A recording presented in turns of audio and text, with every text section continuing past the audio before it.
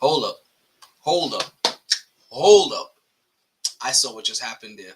Oh no, that's not how we going down. That's not how it's going down. We gonna run that back. Let's try this again.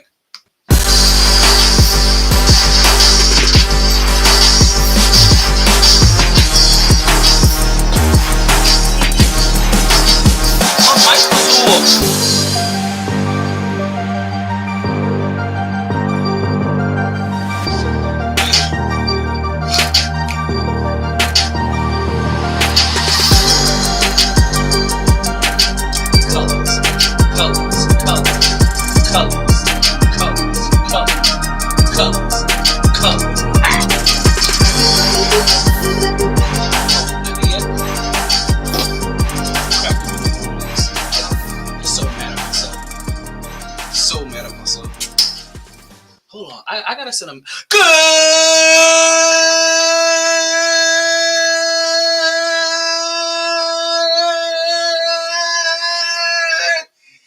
evening, and welcome back to another edition of the MyT Sports Podcast. I am your host, the one and only talent, El Idolo Deportivo Taylor.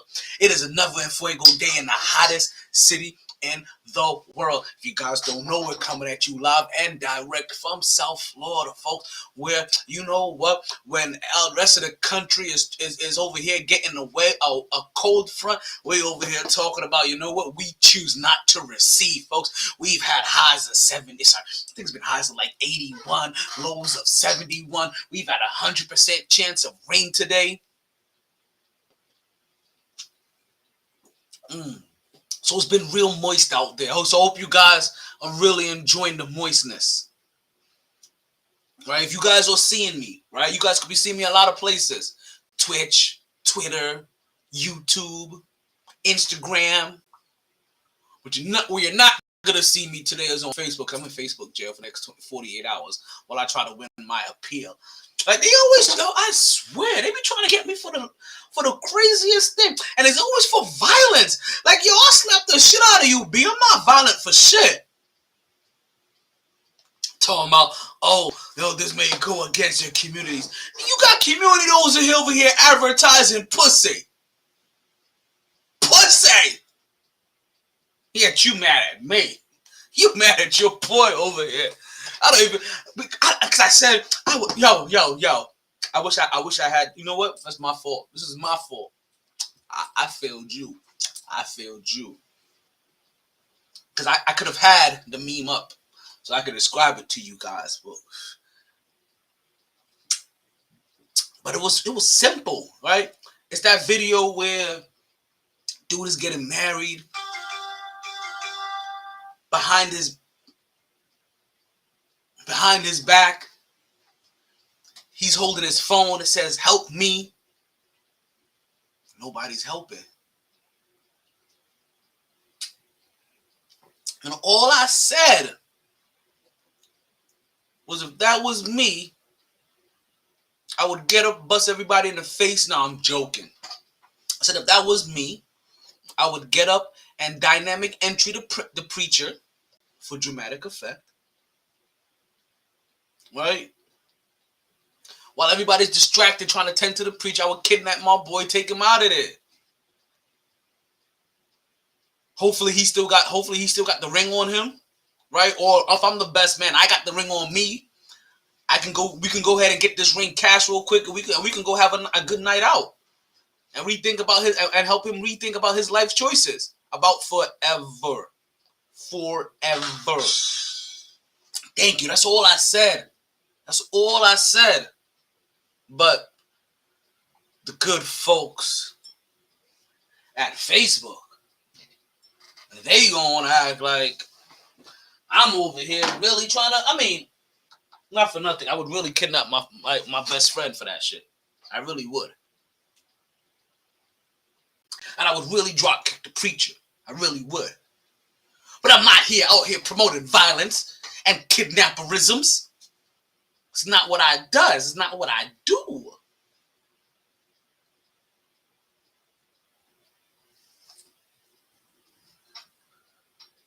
But yet, here I am in Facebook booking and Facebook Central booking, seeing if I can post bill before they take me up for real. And honestly, the appeal isn't so much about, right. The appeal isn't even so much about the right or wrong, right? Because I'm like, yo, you can let it pass. Like, whatever, it's 2 days. It's about having the strikes on your record. Because like, there we go. That's what I want to hear. Because after a certain amount of time, they start taking that shit seriously. Like it's a driving infraction. They see you off of social media. And I'm not saying that I need social media to be social. I'm just saying I need social media for the podcast. And I would be irresponsible to be able to lose that platform. But right now, if you guys are wondering, I already know you guys aren't seeing me on Facebook, right? Oh shit! What up, Penny?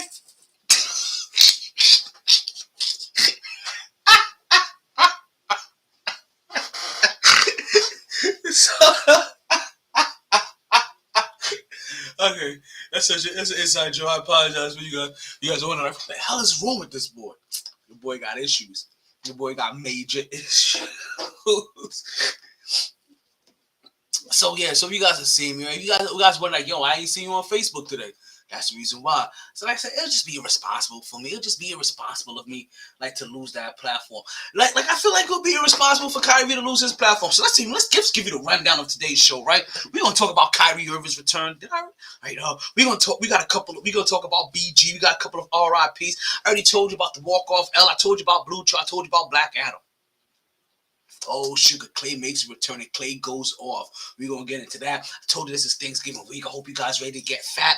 We got the AL MVP. He's been announced. Hopefully he can get paid as well. We got a playoff snapshot coming up next week. Yeah, that's next week, guys. I'll let you guys know. Next week, we do the playoff snapshot again. And we're going to see who survived from week 8 that's still there. Who's moved themselves in? Who's moved themselves out?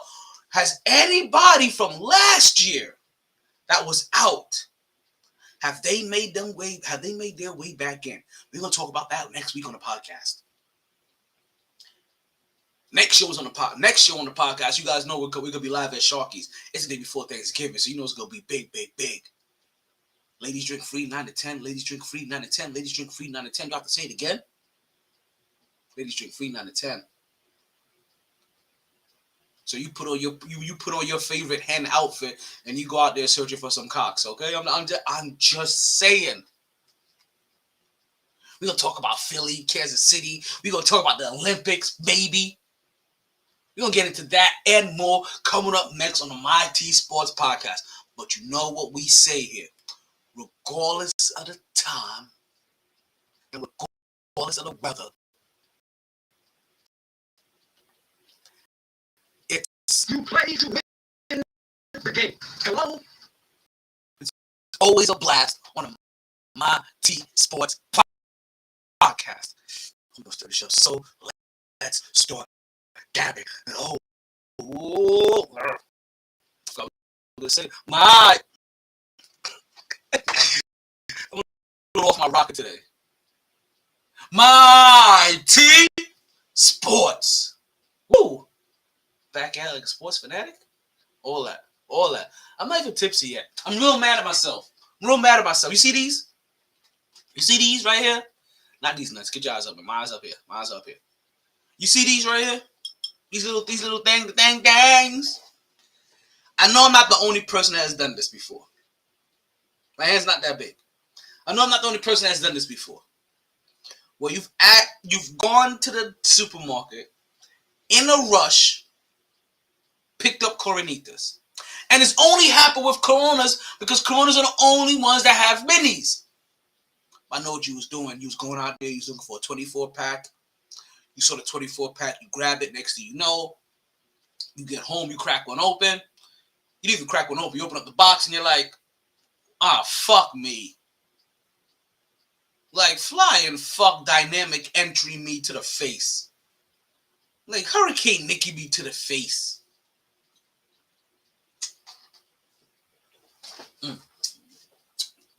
So normally I have this right? Pause. Normally I have this 2-drink limit, right? And because I know you guys don't like 2-drink limit. What the fuck did you get it? I have a. If you speak to one individual that knows me, probably the person that knows me for the shortest amount of time currently in my life. You really are the shortest person I know currently in my life. I just realized this. Whoa.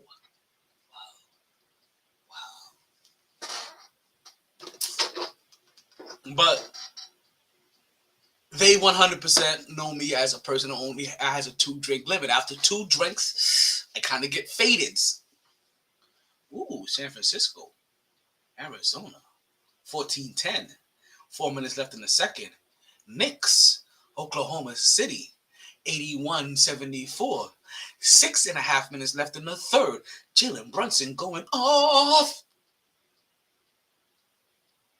I think that's 22 right now. Halfway through the third. We're going to see how this Quentin Grimes project looks, right? Because they really want to start Quentin Grimes at that shooting guard position. The small forward position may be you know what? We're not there yet. My bad. I'm ready. Yes, I'm ready. Yes, I'm ready. Yes, I'm ready. That's how ready I am to get into the sport. So you know what we do here? Not now. You know what we're gonna do here? We are going to get into our birthday shoutouts. Oh yeah. You know what, guys? I think I've been procrastinating this a little bit. Right? We're gonna get into our birthday shoutouts, right? And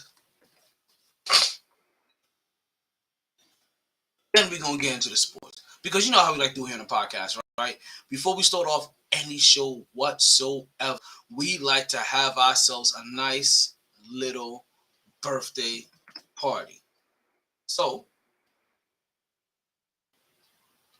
let's go ahead and get this party started.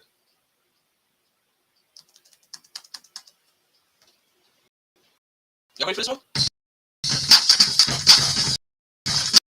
Oh shit, that song so I like that. I like that. You like that? I like it because yeah, it's your birthday. We said it's your birthday. It's your birthday. It's your birthday. It's your birthday. Because it's your birthday. We sing happy birthday. Happy birthday. Happy birthday. Happy birthday. Happy birthday. All right, folks, you know what we like to do here. We like to give a birthday shout out to everybody who had a birthday since the last time that we were on the air, right? So, let's go ahead and... you know what? I really didn't mean to do this. Not like this. Whoa. Pause. I don't like that at all. I don't like that at all. I don't like that at all. I don't like that at all. I'm sorry. I was about to send a message, and I didn't like the way this message was about to send a message. Like, seriously. I don't like it at all. I didn't like it at all. Like, it was about to do some shit, and I was about to be like, hey, yo. Like, you was about to like, give away all my little tricks and secrets. Nah, B. That ain't about to happen. Not today. Not now. Not ever. Regards to weather. Let's go again from the tippity top. Oh, my people. Alright, let's go. Cause yeah, it's your birthday. We said it's your birthday. It's your birthday. It's your birthday. It's your birthday. Because it's your birthday. We sing happy birthday. Happy birthday. Happy birthday. Happy birthday. Happy birthday. Alright, folks, the first birthday. Actually, you know what? Let's see something. You know what? Yeah, I don't have them here. I was about to be like, you know what? Let's see if I have all of these birthday people, right? Let's see if I have all of these birthday people on my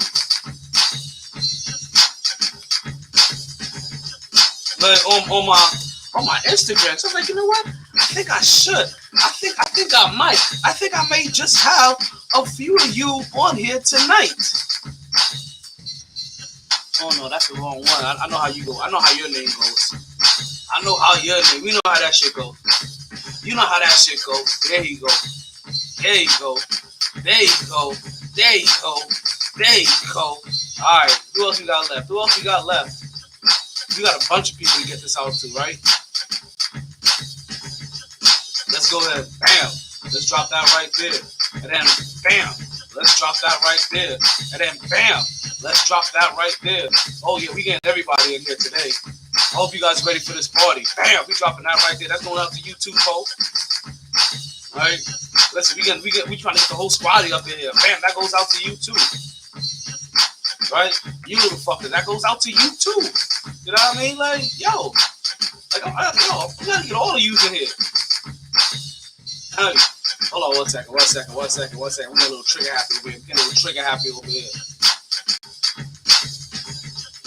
I want to make sure this. I'm sure this is going for a long time. Hold on. Let's run that back. Let's run that back. I want that ran back like goes back to back like when Trey decided to go after. Hey yo.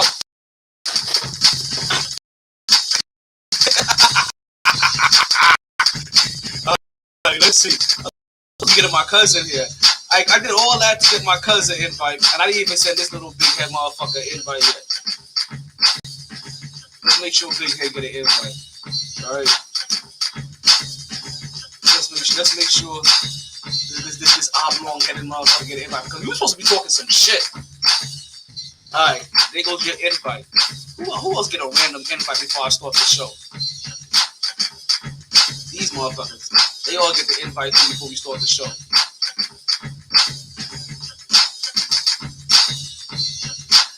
Like, I don't even know. Like, you know what's crazy?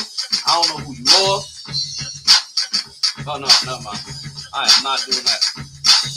Alright. Is that the last of them? Alright. Let's get into our bag then. Right? Because yeah, it's your birthday. We said it's your birthday. It's your birthday. But because it's your birthday, we sing happy birthday. Happy birthday. Alright, folks, let's get these birthday shout outs taken care of, right? We got a couple of birthday shout outs. We got a couple, right? Not a lot. We ain't here for a long time. We here for a good time, right? But I'm gonna tell you what though. I missed a whole bunch of birthdays because we didn't have a show on Friday, right? So if we don't have a show on Friday, then that means that you guys already know, right? We're covering Thursday, we're covering Friday, we're covering Saturday, we're covering Sunday, and we covering Monday. Yeah, folks, we taking care of all of the dates above, folks. Let's go ahead and get into it, right? We had no birthdays for the 17th, right? So unfortunately, my 17th babies, right? My people born on November 7th. Wait a minute. I feel like something happened on November 17th. That when? Wait, is that when Deb dropped her hit single? Was that November 17th? It could be. Was that on Friday? Nah, that wasn't last Friday. We had nothing for the 17th. I'm gonna stick to it. Right? But for the 18th, I want to say happy birthday to Rebecca Nichols. Right? One of my Nicholas. I don't know why I'm about to call you Rebecca Nichols. Why am I passing that Nichols?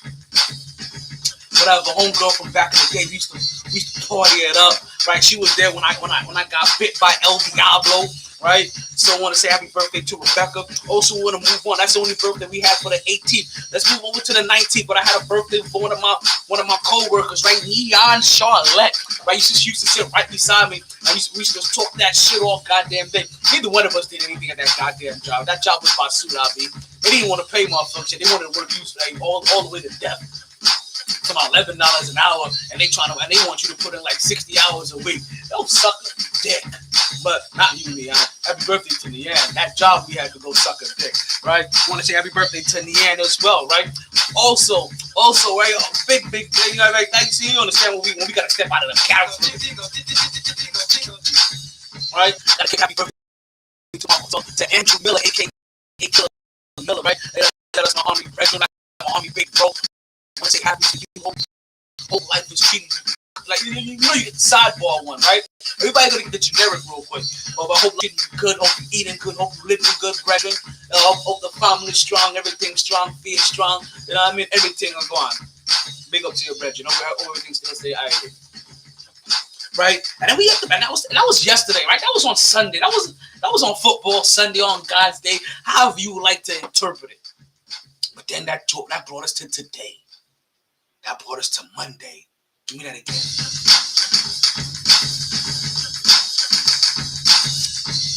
Right, that brought us to Monday.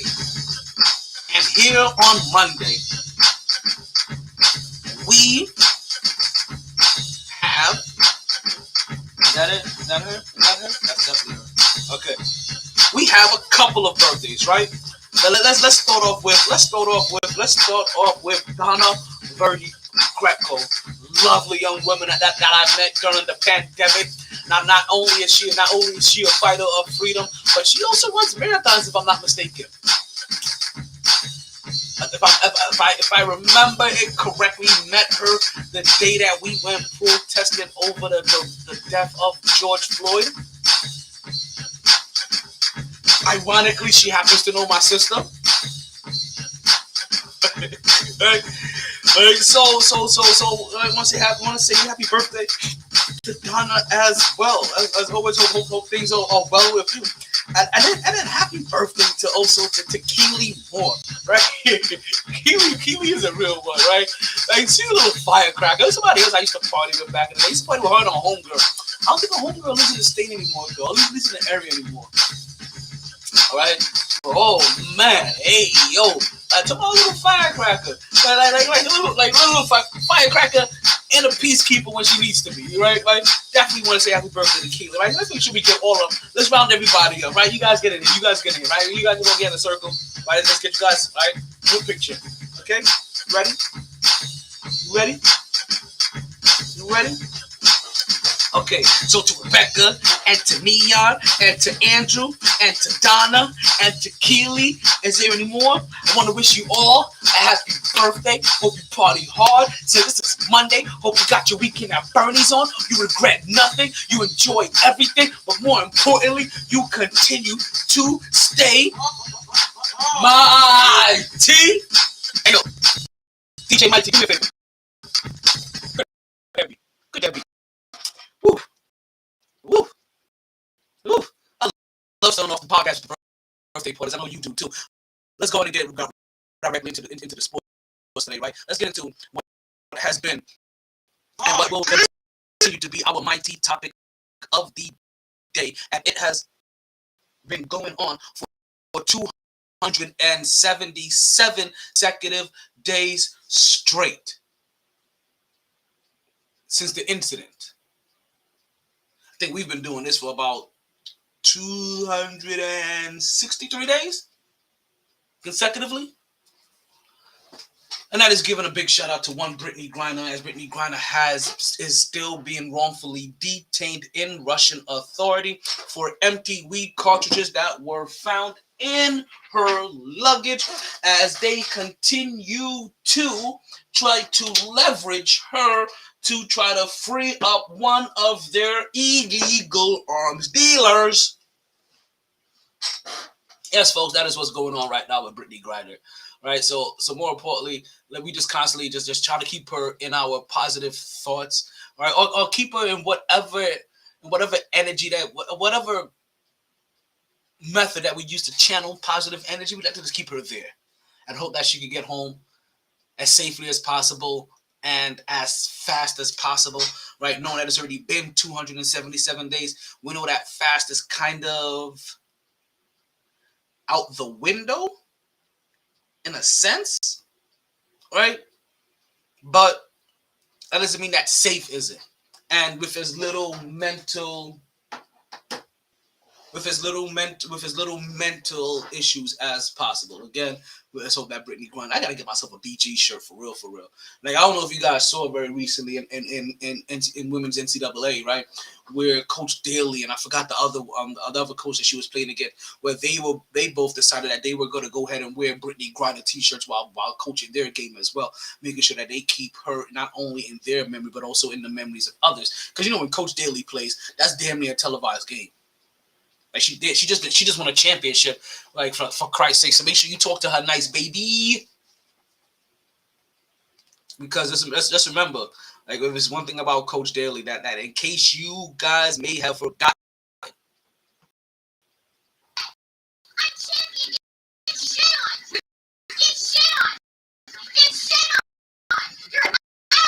I know I heard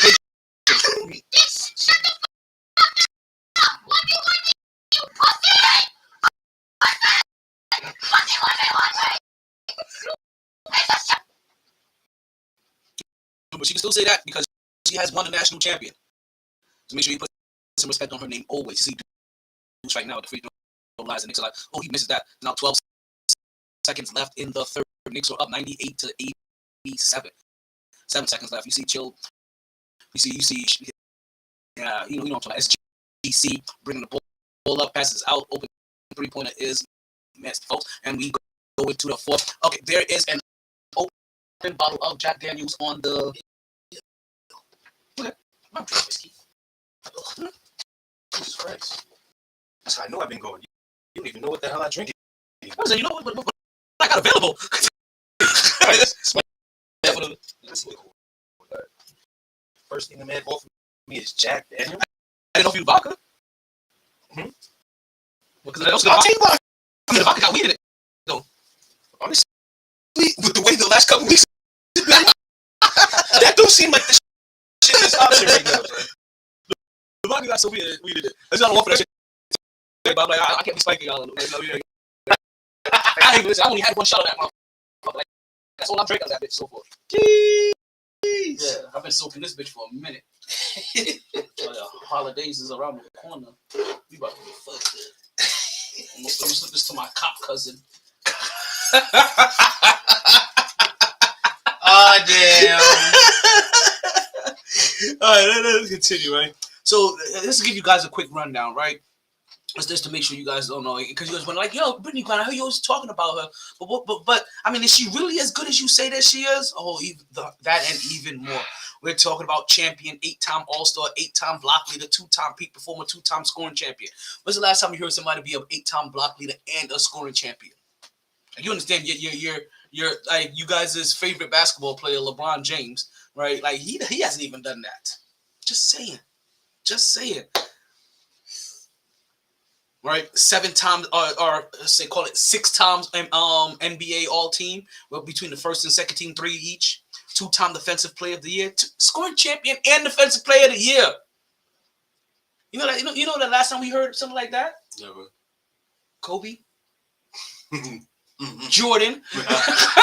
I'm just saying. When you've heard MVP, scoring champion, and Defensive Player of the Year, you don't get a lot of players with all 3 of those accolades wrapped up into one tight-knitted athlete. That's Brittany Griner. That's when I talked to you guys about her, right? When I talked to you guys about her, as she continues to stay strong and she throws at the MyT symbol, right? When I talked to you guys about it, it isn't just because of my affection and love for all things vagina. I mean for all women, right? It's because when you look at this resume, I am still surprised to this day there's not more stink. That's all. Like I said, she's doing stuff. I knew it was a matter of time. Time after time. Time after. What's going on, sis? How you doing over there? I knew it was a matter of time. They got a nice little lead. Yeah, they've been handling their things so far. I haven't been paying attention to RJ Barrick's performance. He's still, actually, I haven't been paying attention. He's still struggling. Yeah, just get wins. Get wins right now. Excuse me. Literally, just get the wins. But Jalen Brunson, last time I checked, he had 20 points, with about 6 minutes to go in the third quarter. I don't care how. Just get the wins. So they've been putting it together. Wins. Just get the wins, B. Just get the wins. Take all the wins absolutely necessary. Especially against the team that you're supposed to beat. I mean, that's always the first sign of success. Beat the team, like that's the first sign of positive movement. What the hell did I just walk into? The same thing you always walk into, Pinky. Us trying to plot on how to take over the world. Duh. That's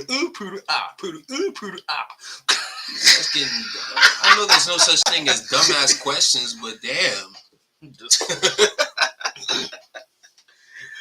So again, keep Brittany grinding in your thoughts and prayers, right, as she continues to go through her struggle. Let us get into our MyT topic. Let's get into our first topic of the day.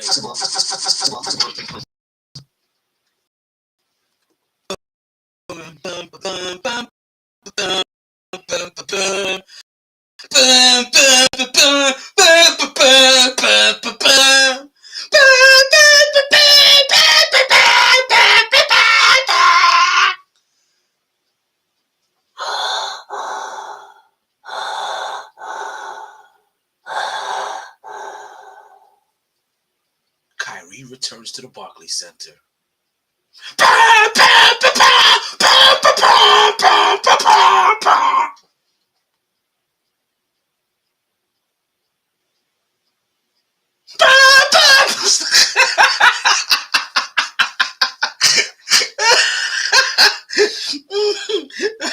So Kyrie returns to the Barclays Center after his 8-game suspension for conduct detrimental to the team, right? For sharing a video that he was unaware of its anti-Semitic references. Let's call it that. So, Kyrie Irving has now technically has finished jumping through hoops, hula hooping with his eyes closed. What did you do? Stomach. Saying nigga here, you know, nigga here, here nigga. You know, it's one of those things where you know that they're trying to make an example out of him, and that's when nigga, right, and that's when they cross the line for jump, for, nigga. For most of us. Gotta jump a little higher, nigga. Just a little higher, nigga. Just a little higher. That's basically what that was. So Kyrie returns, and when Kyrie returns, he is met with a flop. Charles Memphis Grizzlies. Well, here's Memphis Grizzlies. That's something we got to talk about on Wednesday too. I'm cursed, I think. But he is met with a group of Hebrew Israelites outside of the Barclays Center, and they're preaching, they're promoting their own message, but also showing solidarity for Kyrie. That's what they're doing. Because, as I just mentioned, while a lot of individuals may have said, hey, Kyrie, yeah, you need to be careful about what you're posting like this. The moment, and we all believe that he should have gotten some kind of punishment. Outline the punishment, let it be it. Don't say, oh, now you're being punished. But nah, we want you to walk down the ramp butt naked while people throw fruit at you and yell shame. But we ain't Game of Thrones. Exactly, shame. Cause that's what they're trying to do with the list. And that's when they lost 98% of the people. Was right at that moment. And now, and the people that were the sickest were the motherfuckers who really had an issue with what Kyrie posted. Exactly. The people who really was an uproar was the people who like had myself, an issue with what Kyrie originally posted. Like, that's the problem. Like you managed, NBA, understand what you managed to do. You managed to piss off the people who were already upset with Kyrie for what the hell he did to begin with. And then you gotta flip. They got them upset at you because you wanted him to jump through nigga hoops. Only you, NBA. I don't even think the NFL could pull that shit off. The NFL can. I can sit there. Oh, no. The NFL will double down on that shit. Nah, no. No, not like that. Not like that. Not flat out embarrass you and have you stuck on an island like that. So no. So the Hebrew Israelites, all right, they came out to show support for Kyrie Irving. Mm-hmm. Now, in the midst of all that, his boy Jaylen Brown decides to share this image that you guys see now on my screen and put energy. And that caused him to have to apologize. You guys are getting on my motherfucking nerves. Holy shit. Like, see, I'm gonna let you guys know right now. This is how you birth Kanye's. This is how you breed Antonio Browns of the... I keep telling y'all this. I gotta give Kanye love for this. Back in my Kanye, you did it. Kanye, you did it. You Kanye, only Kanye could pull this shit off. Kanye happened to find a way to flip the script. Because of people's flat out overreactions and... Feeling kind of sober around here.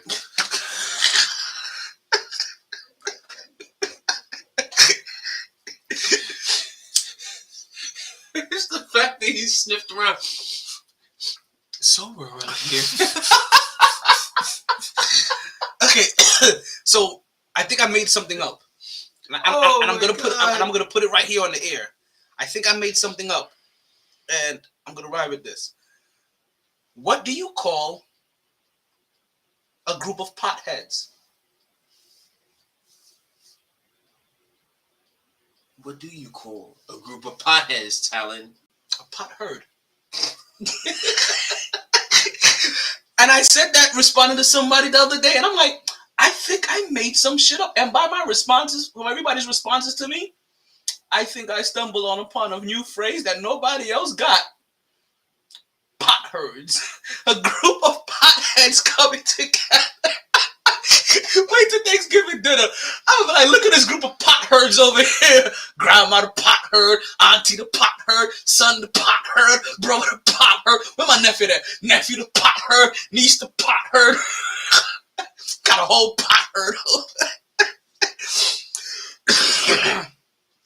Well, Kyrie Irving also had a herd of individuals that are supporting outside the Barclays Center.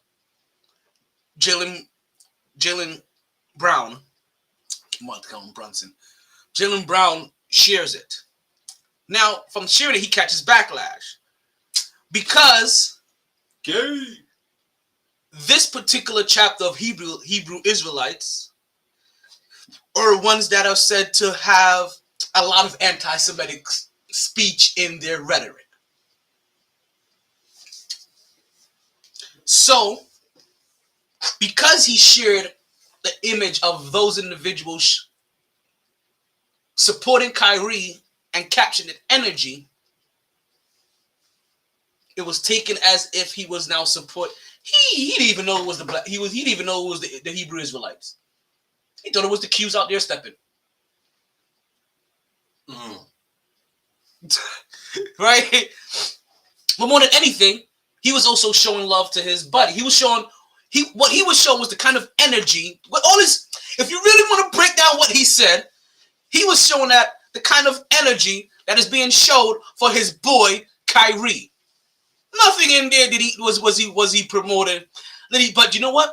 You guys interpret things the way that you want to interpret it, and a lot of you guys are bad-minded. So what happens is that you interpret things with the most negative piece of mind that you can think of. You negative motherfuckers. And then you implement that as general will or general not. An example sometimes, right? Sometimes you're not even bad-minded. Sometimes you're outside your mind, right? Sometimes like when there's children around, right? You think of a scenario that, oh my God, what about the children? The children's not going to be even understand what the fuck is going on. Now you're worried about the children because you can comprehend this at your adult stage, and now you're putting your adult mind in your 2-year-old and talk about what about the children. Child doesn't comprehend the shit what's going on right now. Let me say they not understand that. Or they may like, don't use your child as an excuse, you weak ass motherfuckers. So the Hebrew Israelites Weak. Oh, came out and showed Kyrie love. Jalen Brown. See, what's gonna happen? Jalen Brown shares it and shows up, and now he's forced to apply. And you know what? Instead of us talking about the game, right? Instead of us talking about the 127-115 victory over Memphis. Granted, it's a jotless victory. It's funny. Ja. It's a funny on the day that Kyrie Irving comes back and you have a bunch of Hebrew Israelites outside. There's no Ja in the building. I'm just saying. We needed the Holy Ghost. We needed the Holy Ghost in the building. Ja. I keep forgetting I got boss today. Ja. So instead of talking about, instead of talking about Brooks's performance, right? His 31 points. Instead of talking about Kevin Durant's 26. Who cares? He does that in his sleep. Ben Simmons actually having a decent game, 22 points, 8 rebounds, 5 assists. Once again, who cares? Instead of talking about Brooklyn actually looking halfway decent, right? Because they have their own set of struggles, right? They had the LeBron James effect. It was like, hey, all of a sudden we lose our guy. Now we winning? What the fuck is happening here?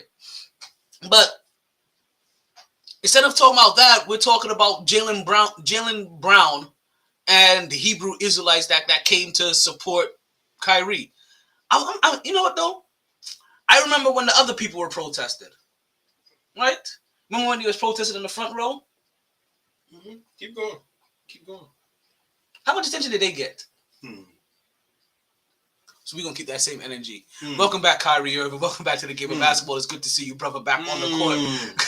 Even though we give Kyrie Irving... Listen. Even though we hold Kyrie Irving responsible as much as we do anybody else in this league. Highly responsible. We hold him highly accountable.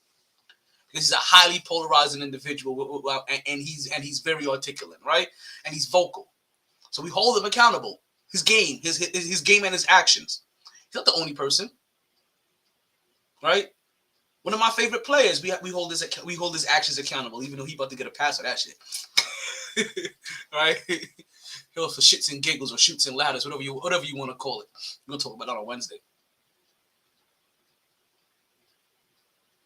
I'm glad to see Kyrie Irving now back on the court.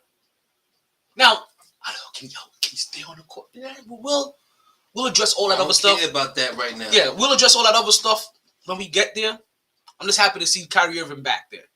And no longer having to put on whatever dog and pony show, because it was always ironic that Joe Tsai needed to sit down and talk to Kyrie to know where his heart was and where his intentions were.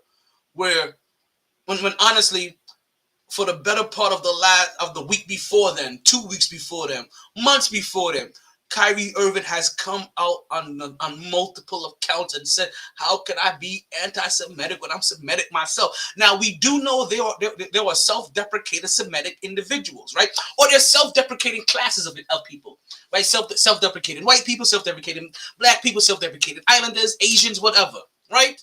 So I know that doesn't automatically give you a pass. That's like somebody trying to come to me and be like, hey, you're racist towards black people. I'm like, how the fuck can I be racist to black people when I'm black? Like, my nigga, like, get the fuck out of my face. Now, granted, does that automatically give me a pass? No. But what I'm saying is that you're going to have to come up with more evidence than me sharing a fucking video. Damn it. Especially when he is fully identifies as the class of people you're saying he is pushing hate against. Because that means he'll be out there telling people, hey, come kill me. Not me, himself, but you know.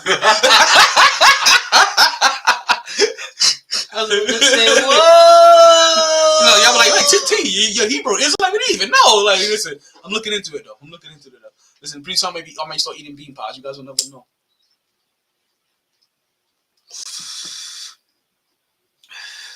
But now this whole targeting now of every single little individual. I'm telling you guys. See, you know, Sonny, the term "never forget," right, gets thrown around a lot, right? For a lot of things. Never forget 9/11. Never forget the Holocaust, right? And people make sure they put things in place to make sure those things never happen again. Never forget slavery. I'll get over it. You guys whine too much. Get over that one.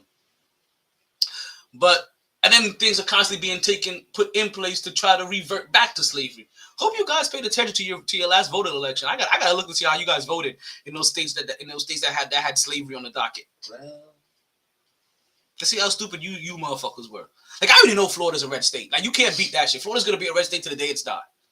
Like you understand? That's the reason why every woman that voted red, if any one of you ever talk about like women's health care, abortion rights, women's right, or anything like that, I'm gonna laugh at your fucking face because you voted your rights away. Just saying. I know a lot of you like, oh, you guys like to promote and big up and say how happy you are that you're red this and you're red that, but it's the redness that has now abolished abortions and taken away Planned Parenthood. So the next time you're having a baby by your rapist, think you're a red state.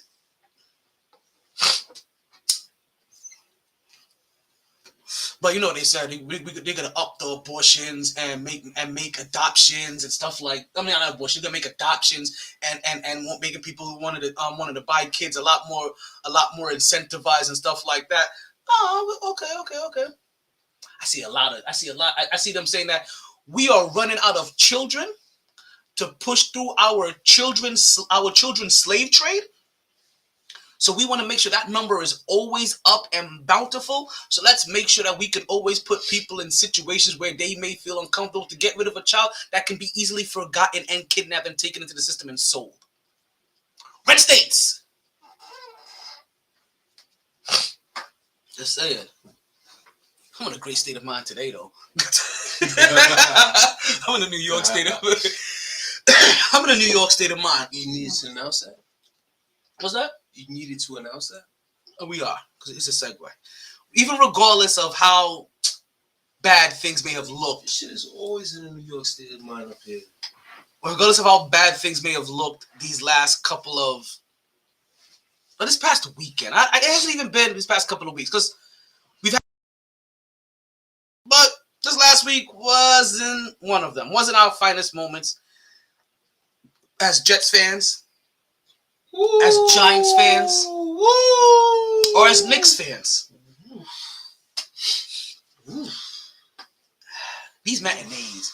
So I'm gonna tell you this. I've always been a fan of the matinees, right? Personally, and I realized something. These matinees, they're not really made for the sports fan. At least not during football season. Like, who the fuck is having a game at 12 in the afternoon during football season? But it made me realize. This is why I realized that those matinee games aren't made for the real fans like that. It's made for the people that are in town, passing by. We're in New York. We're here. Let's go catch a game. Right? It's for one of those scenarios. But, because I'm like, one, these games are always rough. Always kind of rough, right? They're always rough. I feel like, right on Jalen Brunson's legs. I just saw that. Is that Gallinari? That's not even him. His bitch ass tore his ACL. He landed right on his legs. I better hope my dog get up. Oh, God. Give me a reason, Oklahoma City. Give me a reason. Give me a reason right now. Oklahoma City, I'm letting you know right now, if he doesn't come back from this, Deborah's child isn't getting a birthday present. Please give me a reason. Look at that. Right on his legs. Give me a reason, Oklahoma City. Right on his legs. God damn. Full weight and everything. You fat motherfucker. God damn. He was cooking them too. Oh, man. If you can't beat him, hurt him, huh? You don't understand. You don't even understand. Faggot motherfuckers. There's no way that the New York Knicks. I'm gonna say it, right? Because this is where we're at. And I know this is what we're thinking right now. As we're about to get, you know what? And it's funny too because we was about to get right here. It was about that time to get into the goddamn motherfucking. Put that down a little bit. Fucking Knicks talk.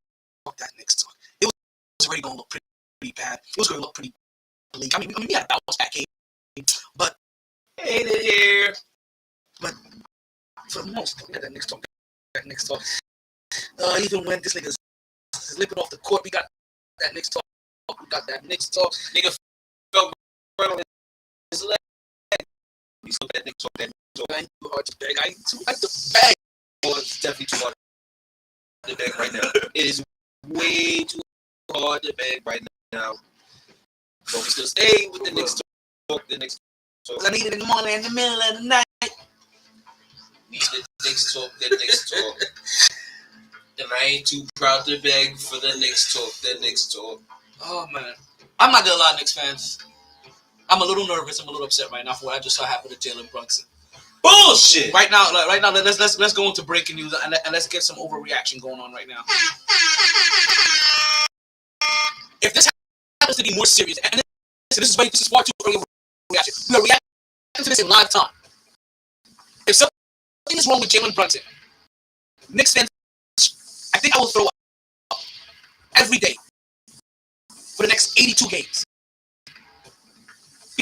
Because if the New York Knicks lose the point guard that they just signed, if they lose the guy that they have been searching for, and not to say that he's the best version of the guy that we need, he's a good version of the guy that we need, a solid version of the guy that we need. Okay, like this was so hurt, and I see him standing up. He's giving everybody the guy, but you understand that this will be devastated to the Knicks fans.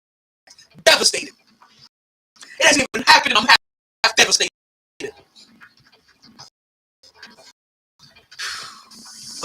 Looks like things are working out. Like Jalen wants to come back. This can't. He's still limping. He's got muscle do this shit. So, see, this is the thing about it. He's that nigga. See, he already won the hearts of Knicks fans right now. I'll tell you right now. He already has won the hearts of Knicks fans for what he's done so far. If he plays through the rest of today, 33 points already, 14 for 19 shooting, 4 free throws, 6 assists. He may not be John Morant, but I'm telling you right now, we have a point guard. We have what we've been looking for. You don't need the most dynamic in the league to have a point guard. No, we have a guy. We still need those. It's still a dynamic guy. You know what's crazy? The guy that I keep mentioning, he just limped off the court last night. No, Ja limped off a couple more than Bradley Beal. Listen, man, you know I keep my eyes on Bradley Beal. I don't give a damn. He chose that fate. He can rock. No, because he can rock right there in Washington. He's had 2 opportunities to get out. He can rock right there. Rot.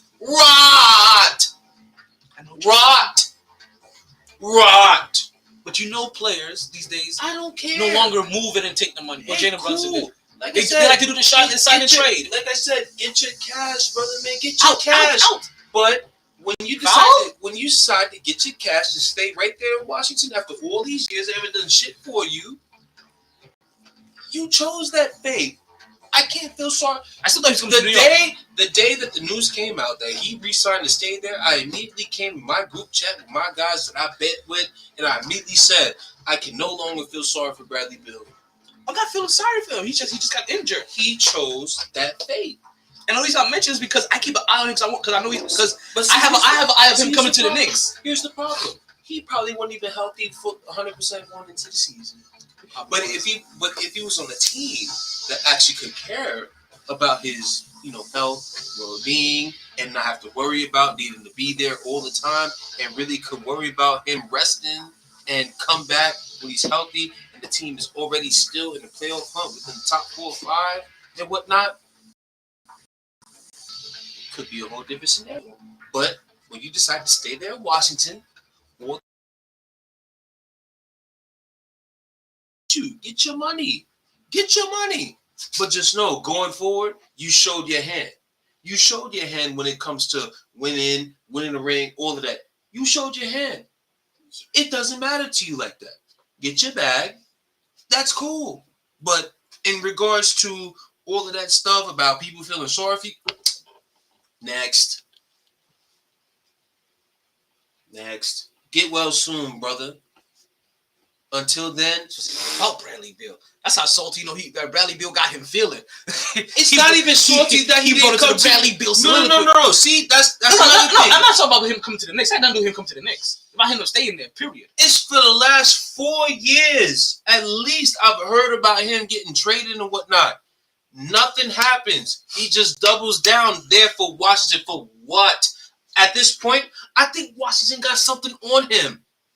You know what? From how we found out about players lately, like Deshaun Watson, I think Washington got something on him. Surprised. Let's see Quentin Grimes. Let's see one of his defensive possessions. Good. I like how Sims reacts on defense. I like how he reacts. Period to the ball. He's a ball hawk. He's one of those guys. He's one of those. He's not slow. Like he has a good bounce. He has a real good. Woo! Let's go. That was just an alley-oop from Jalen Brunson to R.J. Barrett for the Knicks to go up 125-111, help close this game at 122. He's still limping. He hurting. I'm telling you right now, he has officially won. Somebody just joined the podcast. Kevin. Oh, shit. Okay, I think I know which Kevin that is. What's going on, Kevin? Kev? Right. He's officially. If he's officially should have already won over the Knicks fans. Jalen Brunson's already. Early on, he should have, because you're not going to get much. I shouldn't say you're not going to get much more from him, but you're not going to get much more from him on a consistent basis, right? You're going to get maybe a couple of 30 games here and there, but for the most part, he's probably going to be an 18-point per game person, 18 points and 6 assists, but constantly bringing poise and stability to the lineup. Like that's the two. Like that's the thing that you really want more. Somebody that can run our offense. And Jalen Brunson is that guy. 8 assists, 34 points, 5 for 5 from the free throw line. And you know that when it comes to players, right? Especially at his height, he's up. He's like John Morant and Chris Paul in the category of he gets a lot of his points in the paint. A lot of his points come in the paint. He is a paint worker. And not just, I'm athletic. I could just fly through the paint, and that's how I'm getting paint points, right? Like John Walls and the Russell Wilsons, Russell Westbrooks from back in the day. Like actually, I drive in, I pivot a little, pump fake, draw them in, make the defenders look at me, kick it out, you know what I mean? Or fade away. You know, like really works. Passing the Julius Randle in the backcourt. This shit is killing me. So that can happen. This shit is killing me. Who passed it to him? Was it Jalen? Why would I want to pass to Julius Randle in the backcourt? He was taking a break. He thought he could take a break. I don't care. Don't do that. And see what Julius Randle did. Julius Randle do that. You know what that was? Julius Randle did it's only a minute left. Oh, you see why you don't give it to Julius Randle in the clutch? There's only a minute left in the game. I coasting. I can do some me shit. Yeah. This shit gonna become unnecessarily close for no reason. It was an 11-point game. It was a 9-point game. 55 seconds left. So yeah, these man, they gonna stress motherfuckers out for no reason.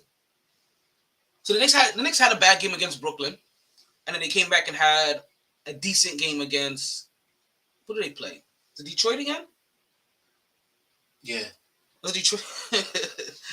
Good old Detroit when you need a dub, boy. And Detroit's not even. You even said that Detroit's one of those teams that are fighting hard right now. I didn't even think it was Detroit.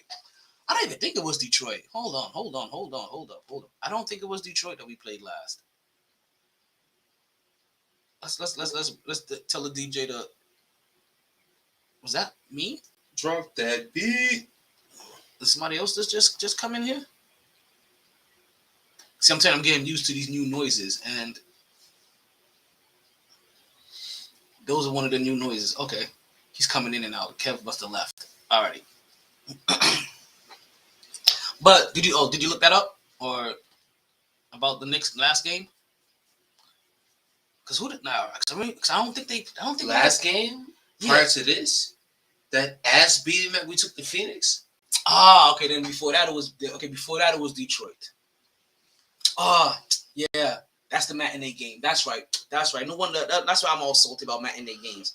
I was like, I don't think we won our last game. Like that wasn't a bounce back game. It was Brooklyn, then Detroit, and then Phoenix, and now this. Is that what it was? Something like that. Right. I know we had a shitty performance against Brooklyn, and then had to have a bounce back game. Thank you. Yep, that was Kev.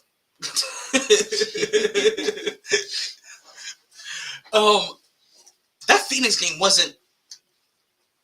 No, was it Phoenix or Golden State? Phoenix. Golden State was a different team. Oh, RJ Barrett with a bounce back game. 25 points, 10 for 16 shooting, 3 for 4 from 3-point range, 8 rebounds. Good, great. Do it again. Needed that because he's been under the weather. Great, do it again. He had the flu. I don't care. Had the flu. Whatever the fuck I don't care. I don't care. When Ja Morant was picked right before you, I don't care. Do it again. Find a way. I don't care. I'm not hearing excuses for RJ no more. I don't care. That's not an excuse. I don't care. He's been consistent. Figure it out. He was consistent. He was consistent last year. Figure it out. He's just sick. Do it again. He's just sick. Do it again. He will. Do it again. Okay.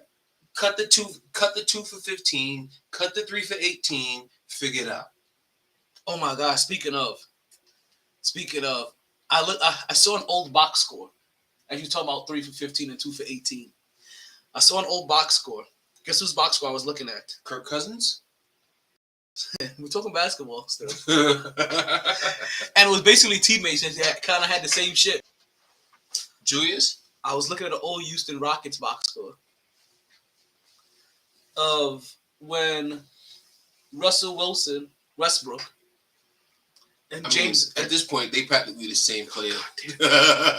Both of them are assholes. They're practically the same player. That's just why it's so easy to confuse them now more than ever. Like it's like, what the fuck are you doing, Russ? And both of y'all want to cook. Worst cooking ever. Worst cooking ever. The only thing I've had worse than that cooking was the head I got this weekend.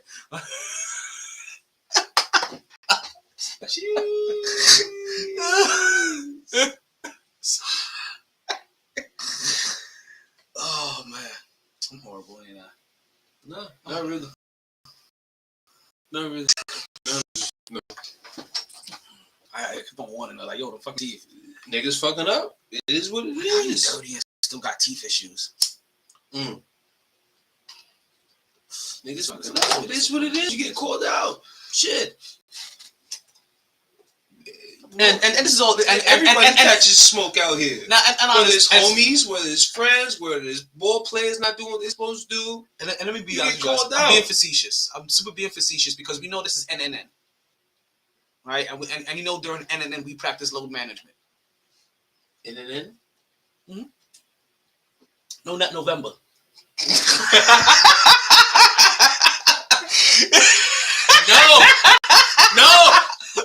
No! Listen, I already got my December 1st lined up. No!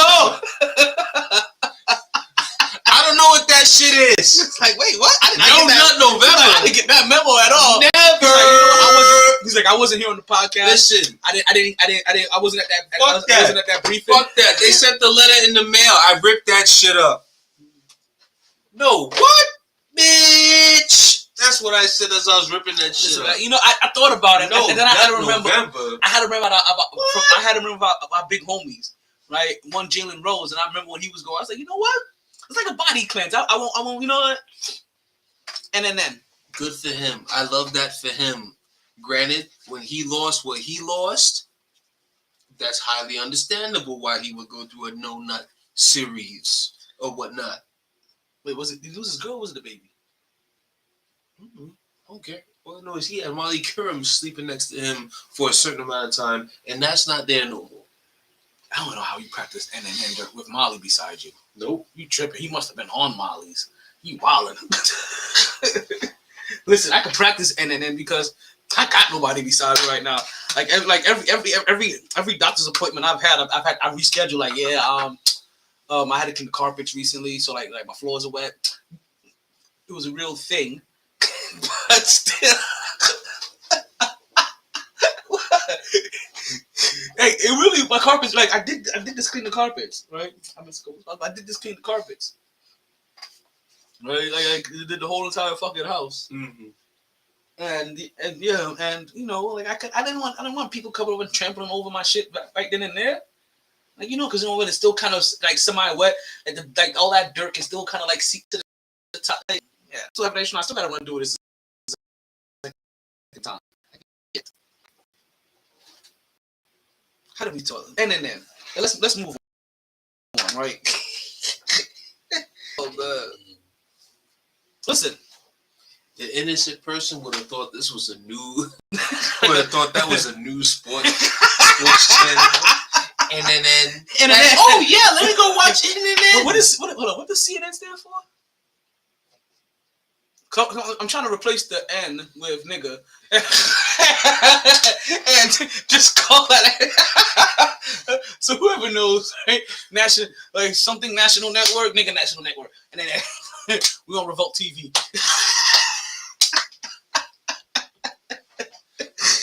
Don't get fired. Hashtag don't get fired. Yo, speaking of, right, I'm gonna give away some trivia answers, some possible trivia answers.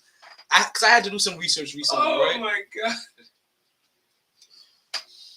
I had to do some research recently, right? And before I talk about these trivia answers, don't forget, guys, make sure you guys come out to Sharky's on Wednesday, where we'll be here live. And don't forget, ladies also drink free from 9 to 10, and also 2-for-1 drinks. 2-for-1 drinks between 10 to 12.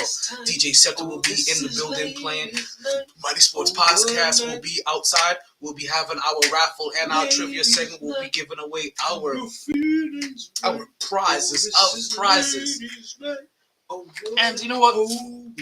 I think I'm gonna go. And I think I do this all the time. I'm gonna go over some possible trivia answers because I was doing some research and I learned some things. And so I want to look for some timelines. I don't know why I didn't have this general knowledge, but I need to because I have to add something to my collection, and they're all right in front of me. Now,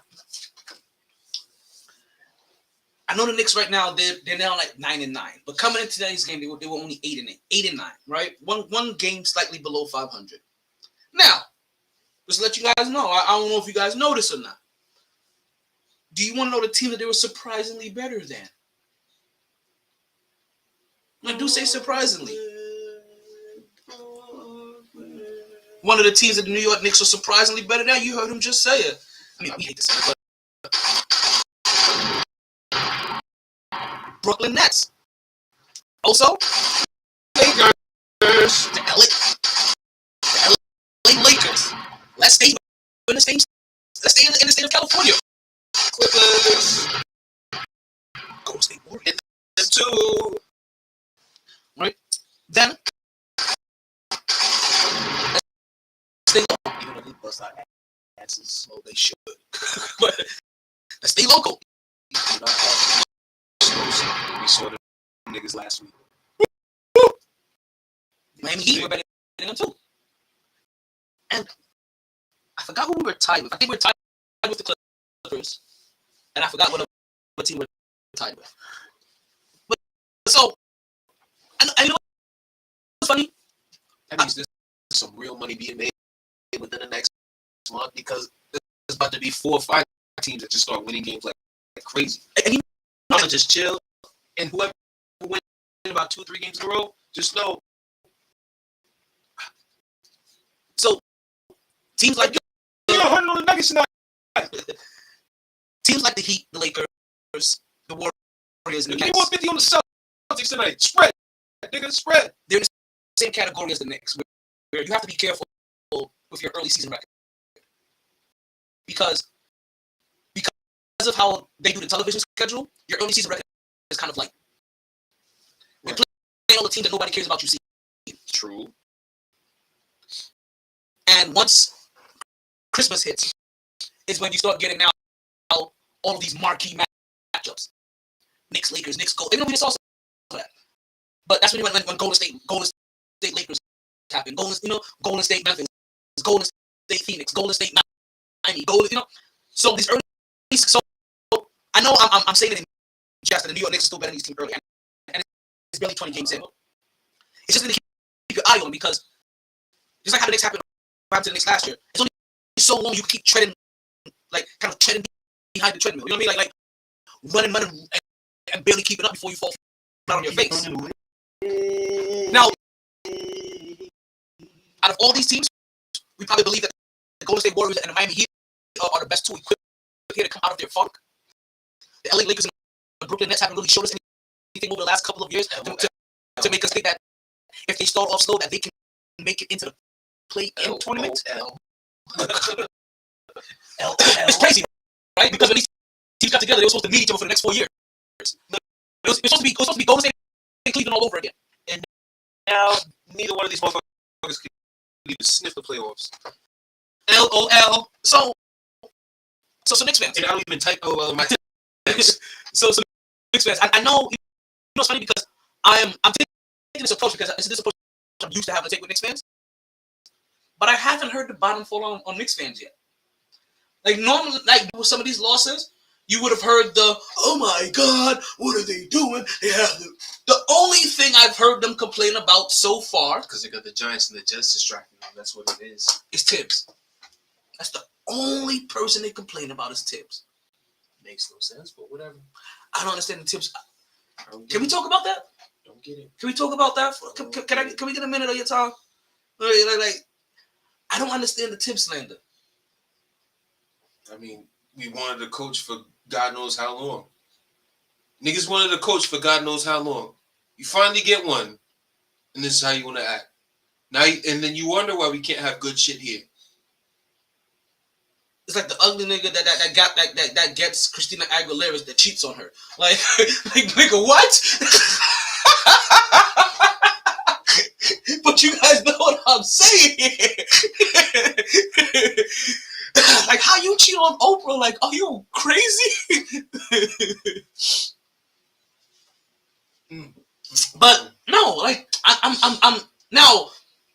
I know for some of them, they don't believe that Tom Thibodeau is the guy to get you to the championship, to a championship, right? But are we close enough that we need to determine the coach is going to take us to a championship? Or are we still at the point where we need to have a coach that's going to keep us have a foundation? Because you know what? I'm going to tell you this. I'm going to tell you what made me. It was something very, very minute that made me like Tibbs, right? This year. That I should say made me like Tibbs this year, but put a smile on my face that we had Tibbs this year. Evan Fournier was getting sent to the bench, right? Straight to the bench. Because Quentin Grimes was finally back from injury. And one of the first things that was said was of how well Evan Fournier took coming off to the bench, how he's been a professional, all this other stuff. And I was like, you know what? I know something that is said, but people don't understand that 3 years ago, you couldn't have guaranteed that the vet that is suddenly being benched for a young guy on the New York Knicks would have taken that well if Tom Thibodeau is not there already setting a foundation. You guys forget what happened last year. They benched Kemba Walker. You remember how Kemba Walker acted and how all of those young guys took that in? That is now Knick culture. Look at our team. Outside of you talking about having something on somebody? Julius Randle has something on Tom Thibodeau or something on that management team. Because Julius Randle is the only person that does not get benched. And the next man up mentality is utilized for his position. He is the only one. Maybe RJ. I've seen RJ get blind faith too so far. I haven't seen RJ bench for anything. Now that I'm thinking about it, honestly, I can't say that I've seen RJ. We just seen RJ Barrett. We seen it from the point guard position. Actually, no, I lie. There's been one player that's played every single game that he's been healthy for and started every single game too. That's also Mitchell Robinson. No, I feel like Mitchell Robinson isn't benched. Can't stay healthy. No, but exactly. But he's not been benched because of performance. I feel like he has. No, that was before Tom Thibodeau. That was his first year because of foul trouble. Since Tom Thibodeau has been there, okay, so Tom Thibodeau has been there, then and you know what? Right, actually, you know what? Rightfully so. The two revolving positions have been point guard and shooting guard. It's kind of rightfully so. Who have you had better than Julius Randle at power forward outside of before Obi Toppin? And before Obi Toppin got his confidence at the end of last year? The point guard position has been in flux. Shooting guard position has been in flux. You're giving a small forward position to RJ. You got Mitchell Robinson anchoring down center position. But when it comes to lineups, you see him willing to change them all around. Sims here. I'm sorry, but even when he didn't have them, trying Nerlens Noel, trying Taj Gibson, trying whatever he needed to. And people talk about his rotation at times, but Tom Thibodeau also showed, like, if you really look at it, he may not do it fast enough, or he may not do it at a time that most people want. Right. But he will try every fucking lineup possible until he and this is how you know. He's not listening to the analytics. He's going by his eye test and what he's seen works, because he will try every lineup. As long as he gets some type of results. As long as he gets some type of result. Defensive results first. And for certain people, he'll let you slide on your defense for 20 points a game. Easy. 25 points a game, easy. But it had to be 25 points a game, and you're also drawing a couple of fouls and making extra moves. There you go. Some offensive fouls and shit. So, I've said this before, and I'll say this again. Until you can fully identify that guy, right? And granted, there's a couple of guys out there, I just don't know who these guys are. I didn't know there's a Vaughn. I didn't know Vaughn is out there. You know what I mean? The guy that's coaching the Brooklyn Nets right now. You know what I mean?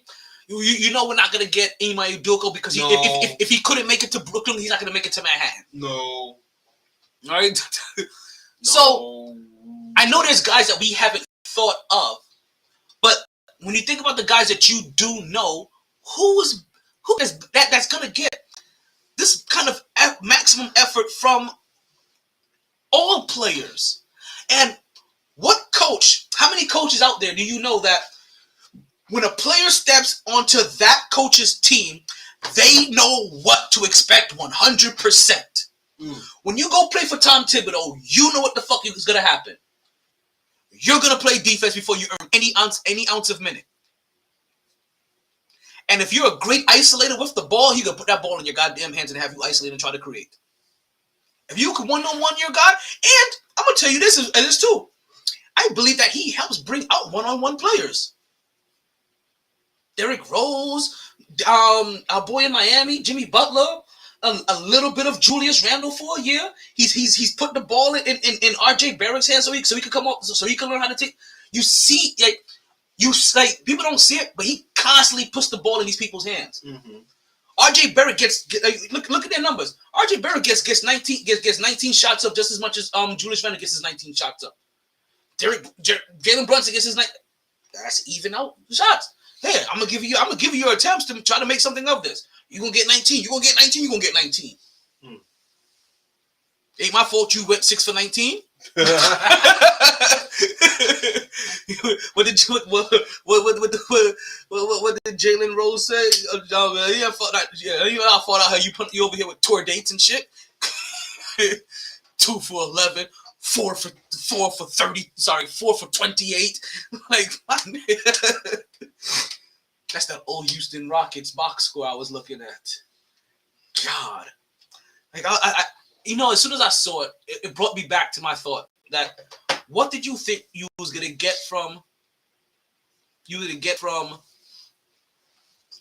James Harden once he was no longer shooting 40 times a game, because he shot 40 times a game and made 10 shots. That's 40. That's 40%. I'm sorry, not 40%. Yeah, is that 40%? No. What am I saying? Am I tripping? Can I not do math suddenly? Right? Like, what do you think was gonna happen when he's no longer getting those shots? If he was 10 for 40, and now he's only getting 20 shots.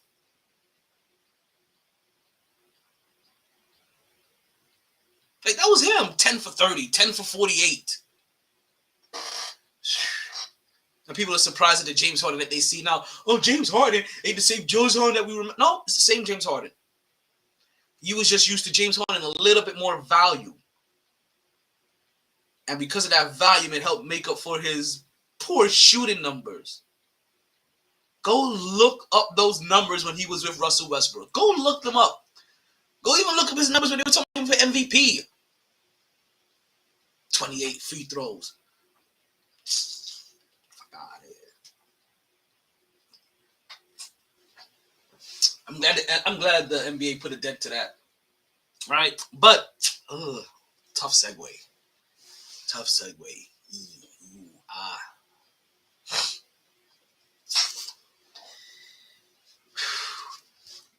We have a couple of rips. Rips? Yeah. A couple of RIPs. We have a couple of them. Right? We've had probably in the last week or that we haven't had the full opportunity to get into.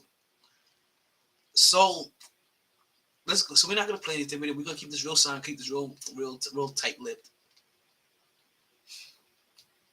Right. And run through a couple of these now. So I don't want to say run through these couple of RIPs, but go ahead and give you a couple of these passes, right? And more than anything, I was like, have them rest in power, rest in MyT power. Let's see a couple of these scores. That wasn't supposed to be a joke.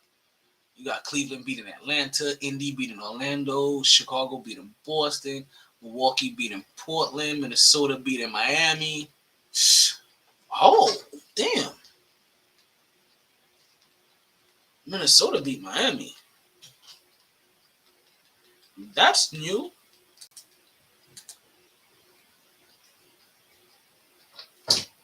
Minnesota beat Miami. Didn't Miami drop a bad game last week too? I think I was at the bar last Wednesday when I seen them drop a bad one. But let's continue to march on, right? Let's roll up and roll out. I talk about a couple of people that were dropped badly as well. We have a couple of rest in powers to go ahead and get through, right? Rest in power. One green white Power Ranger. September 4th to November 20th, September 4th, 1973. The Green Ranger has passed away. I don't know if you guys remember the original Power Rangers. He was the Green Ranger, and then he was the White Ranger, and then he played a flute, but didn't play a flute. They had no like things, and then he couldn't really like blow because the mouth on the thing didn't move. But somehow he played that flute was powerful though. Cause I remember like he had to get it to get the green. Andrew Megalozoid.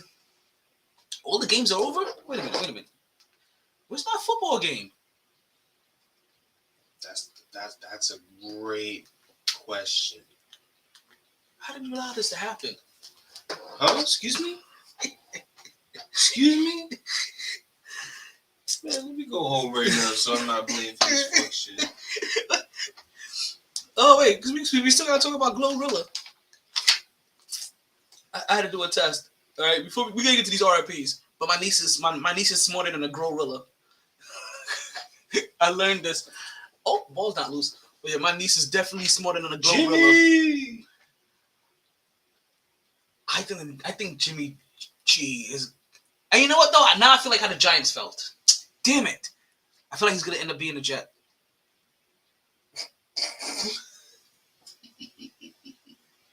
I just realized what was happening. When you realize you had a slightly decent team that you're just being held back by your quarterback, you're like, hey, what kind of semi-decent quarterback is out there What? Held back by your quarterback who doesn't accept accountability. There's a difference. Okay, there's a huge difference. He accepts accountability. He does. You guys have to listen to everything. Wait. Who accepts accountability? You're talking about my boy Wilson. He accepts accountability. Mm-hmm. All right, now I really need to get ready to go. Bro. Because you didn't hear the other interview. You only heard the podium stuff. That was a flat out chance for him to flat out say he fucked up. It was, and he said no. Yeah, he. So at that point, anything you say is invalid.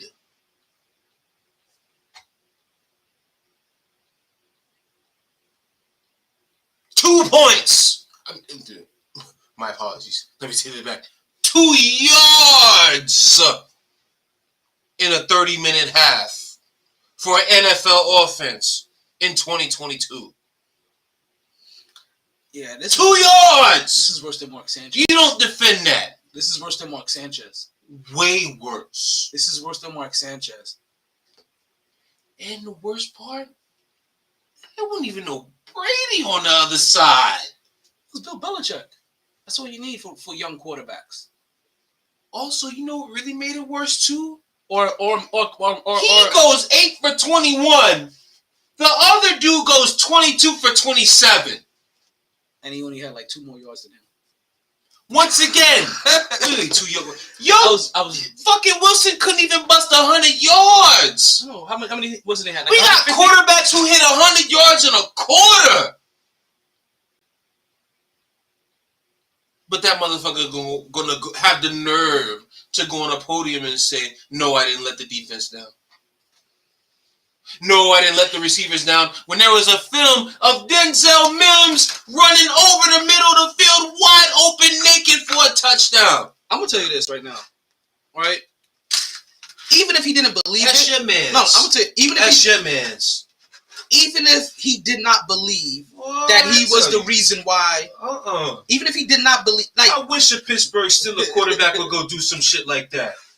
Would have his ass traded the next day. So even if Zach Wilson believed in his heart of hearts that he did not let the defense down, he has to be mindful of the situation and realize you played like shit.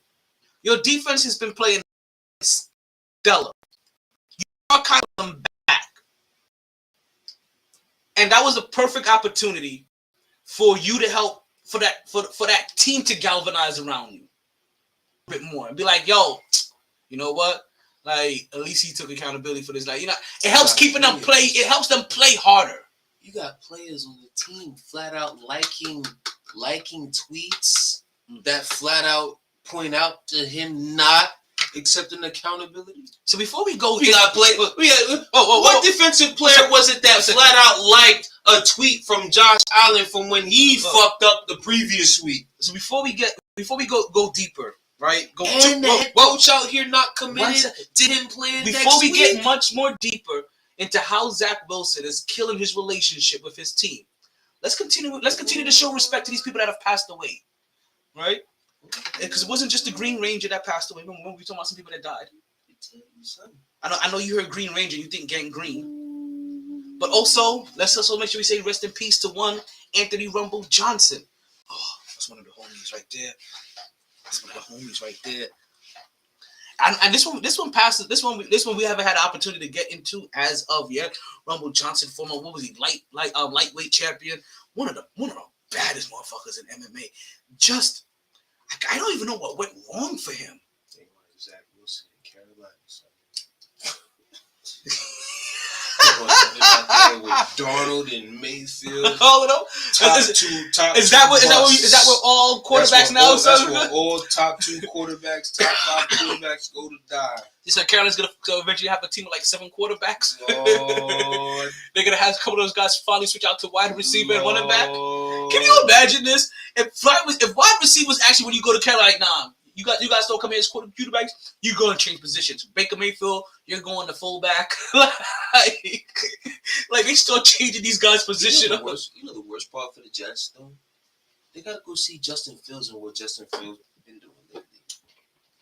Well, hopefully that's a defensive thing. But see, but still, no, I'm not worried about that. Zach Wilson was picked before him.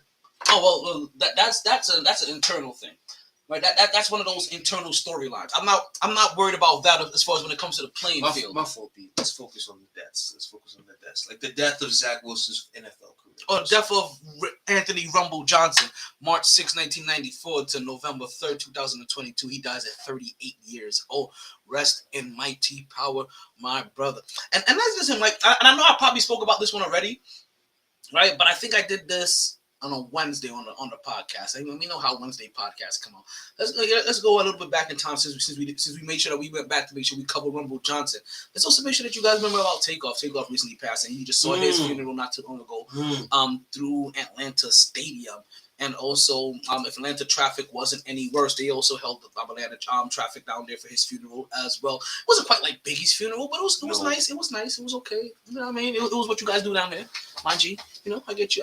But rest in peace to all of them. Rest in peace to Takeoff. Rest in peace to the Green White Power Ranger. Right. I don't know why I keep wanting to call him the White Power Ranger. Like White Power Ranger. That's a joke. Some Dave Chappelle shit. But okay, listen, to the Green Ranger, to the Green Flute player, right? Let's hope that he dies with a pipe, unsportsmanlike conduct, with a pipe in his mouth and continue to stay happy, right? And also Anthony Rumble Johnson. I got a question for you, right? Right? And this is gonna pop up on trivia coming up soon. But I have a question for you. What vodka is 50 Cent associated with?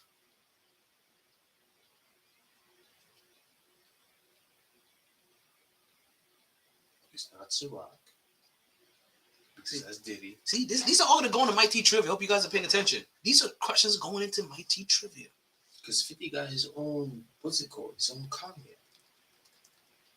But what about the vodka? It ain't Tito's. Definitely not Tito's. If it was Tito's, I'll be so upset. I'm not a big fan of the flavor of Tito's. So many people like Tito's. I don't like the flavor of Tito's. It has this weird little aftertaste. I'm not a fan of. I don't know if anybody else tastes it, but it has this weird fucking aftertaste I don't like. There's something in that bitch. No. I'll let you know. Right? It has F in it. There's even 2 F's. For Ferrari F50. Oh, what's it? Fuck. What's that shit called? I'm F-in. Right on your F-in. Yeah. Yeah. My fault, Fit. My fault. It's okay. See, that was the thing. That was the very first one Fit was fucking with. That was the very first one Fit was fucking with. All right. So I got another one for you, right? I got some of these are easier, right? I know you know some of these. I've heard you mention these. So what cognac is Jay-Z associated with?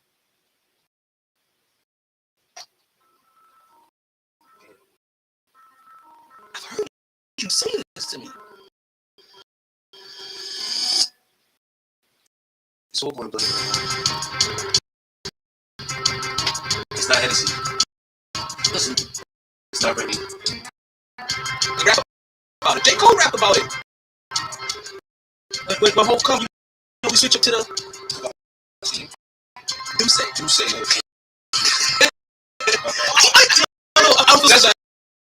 feel so bad now. I was like, yo, I don't know. I knew some of these. I knew Jay-Z one. I didn't know about 50 Cent. I didn't know the other ones. You're not thinking about it until like it just comes to your head in a moment. But then when you get asked about it, you're like, oh shit, what is it? Let's keep with Jay-Z. What champagne is Jay-Z associated with? Once again, blank. Or blank. Ace of Spades. Yeah, that one I definitely wasn't good. Okay, so let's never go with the easy one. Okay. What vodka is P. Diddy associated with? Oh, that's right. I already said that. Okay. And we also have what champagne? Then again, here, you know, in my defense, at least this nigga Diddy out here posting his shit every motherfucker. Nigga, hold out here hiding under a cage and shit. Don't see nothing from him and whatnot. Fifth out here too busy trying to troll motherfuckers. We don't even know that he done all this shit outside of power and trolling people. In that Brunson thing. Got Tony Yayo out here talking on 50. Can't show film around 50? What? Around 50? Hey, you know, crack jaw came out. That shit got real loose and juicy. Around 50? Yo, that crack jaw came out. The whole crack. You know, I don't know if you guys know what lingo about. If you ever had anybody that done those heavy drugs around when they get a little too emotional, that bottom come out, that shit gets super wet. That shit starts waving on you. That shit forms and everything. That shit gets in like three different fucking formations and shit like that. All right. The next one. What champagne is Rick Ross associated associated with? Bel Air. Yes, there we go. There we go. All right, okay. It's promoted practically every damn day on his Instagram. I didn't even know that. I got a bottle in the fucking fridge. Now, what whiskey is Drake associated with?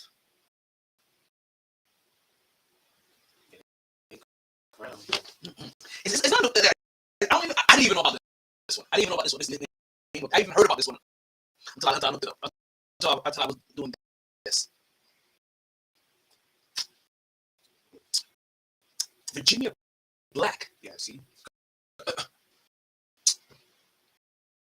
That rung the bell? Oh.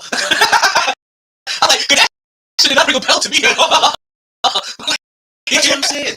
I'm like, this nigga, for one, he don't post nothing about no drinking shit on his page. Now, if I'm not mistaken, LeBron is associated with some shit as well. If I'm not mistaken.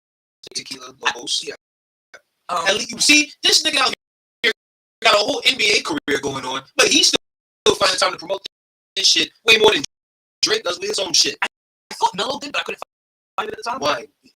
Okay, so it's a wine. Something with wine. And then, so what beverage is Nicki Minaj associated with? I've stopped caring about Nicki Minaj for about 2-3 years.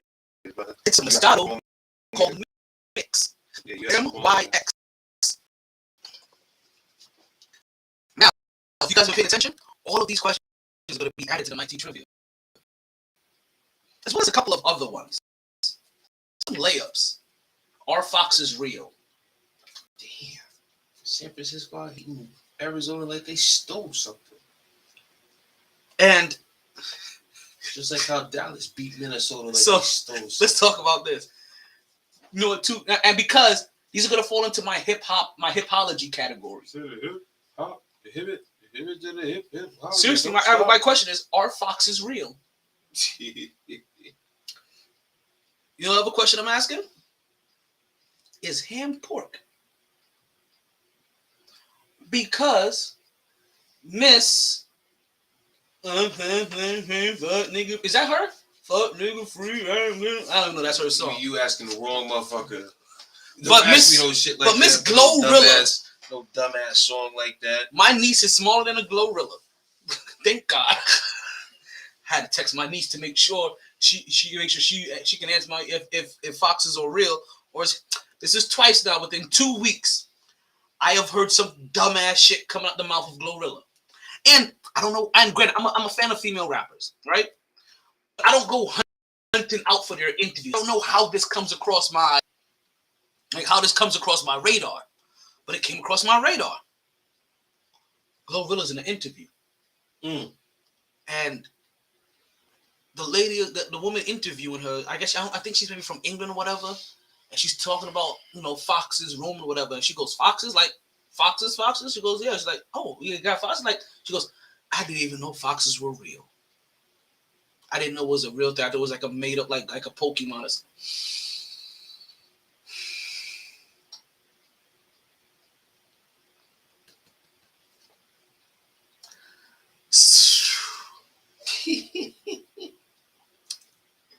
Like I said, I had to text my niece immediately to make sure that she knew what a fox was. Now, I have it saved to watch. I haven't watched it yet. But last night was the AMAs or whatever it was. AMCs, American Music Awards, or something like that. Something that I'm not watching. Well, she was that I care about. I don't know if she was on the red carpet or she was being interviewed or what, but at some point in time, it came to the point where she had to admit, I don't know how it led to this, but she ends up admitting she did not know that ham was pork.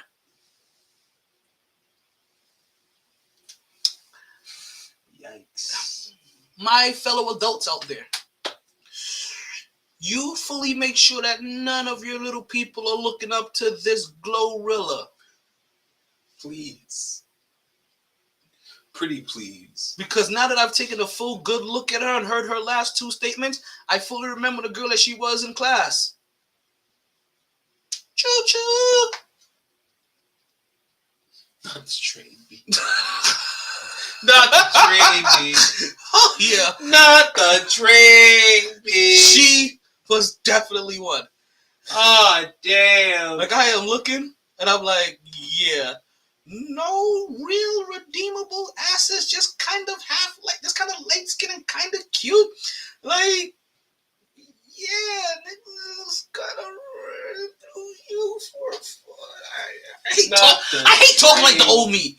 I really do. It don't even sound right half the time, but yeah, I'm just saying. You know, chugga, chugga, chugga, chugga, chugga, chugga, chugga, chugga. Choo, choo. And not just once. We're talking about that chick that got trained at the bleachers at school, in the locker at school, at your man's crib, at her crib, and her mom came in and chased all 8 niggas out the crib. Oh, not 8 niggas. Because listen, I don't know if you guys remember that chick in high school, but I remember that chick in high school where her mom came home and had to run everybody out the crib as niggas was pulling up their drawers. Everybody, a room full of niggas just sitting around in the living room in their boxes smoking blunts. While 2 go at a time, 3 go at a time. She gets a little bit more drunk. She invites the whole squad. You don't understand the lifestyle we used to live. But it's okay. Y'all out here playing that shit up. I can't say your name today because we can't name me fuck tomorrow. No, you can't say that nigga's name because you don't remember none of them tomorrow. Don't know foxes is real. Didn't know ham was poor. Yo, hey, yo! Like, I swear to God, there's a Muslim somewhere that wanted to smack the shit out of her. For the sake of Allah! Like, yo! Holy shit. She went out on television. Yes, twice. Just you know what? I'm not a big fan of shut up and dribble talk. Oh my God. But in this particular instance, until young lady, you have built up your common sense knowledge to 8th grade level? Oh man. The 8th grade level. 6th grade level? What level is this? Foxes and ham? Foxes and ham! Oh God. What are we talking about here? Because there's stupid people, there's obviously stupid news. Oh my God. I don't, you know what? Bless your heart, sweetheart. Like, you know what? This is what up? Like, bless your heart, God child. bless you. Bless your heart. God bless you, sis. Like, you know what? You know what? Sis. Fully, and I hate to say this about him, it's kind of like when I think about Kevin Garnett sometimes.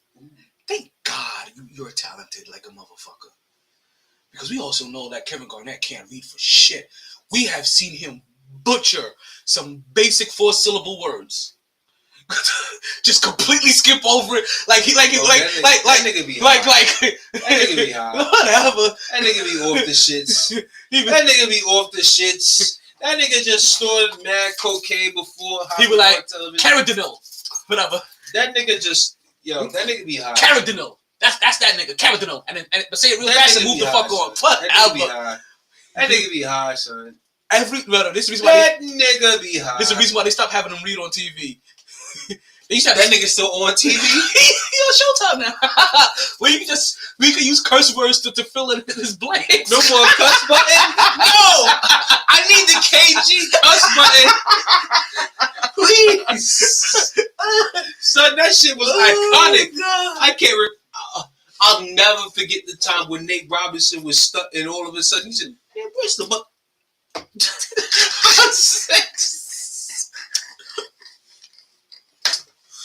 Oh man! I ain't never died so badly or some shit.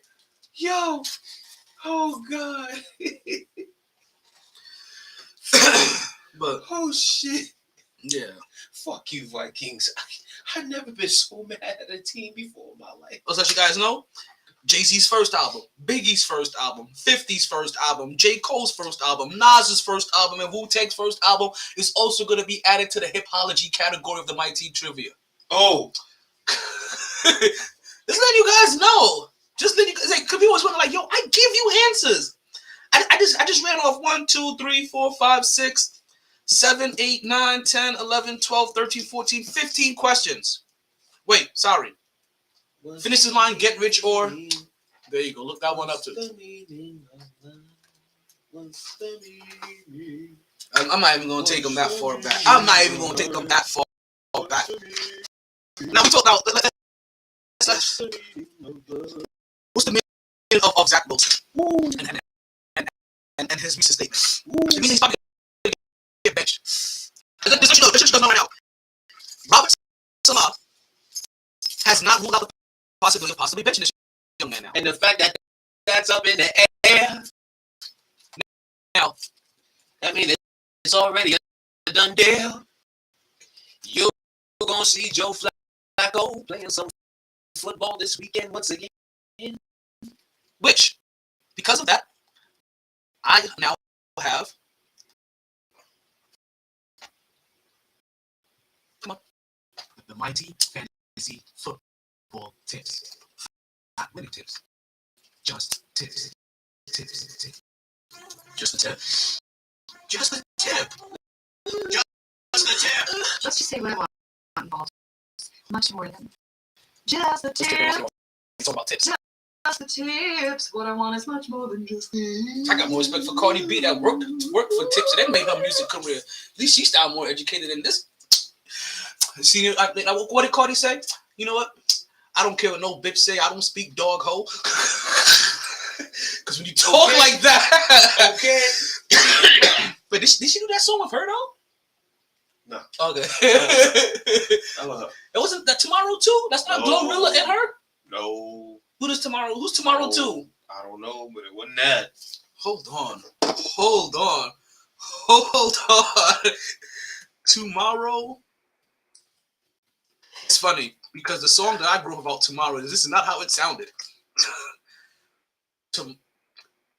Yup. See what I'm saying? She not even that cute. Eyelashes, makeup, lipstick, big ass hoops, flat ass chest. Haven't even seen the ass yet.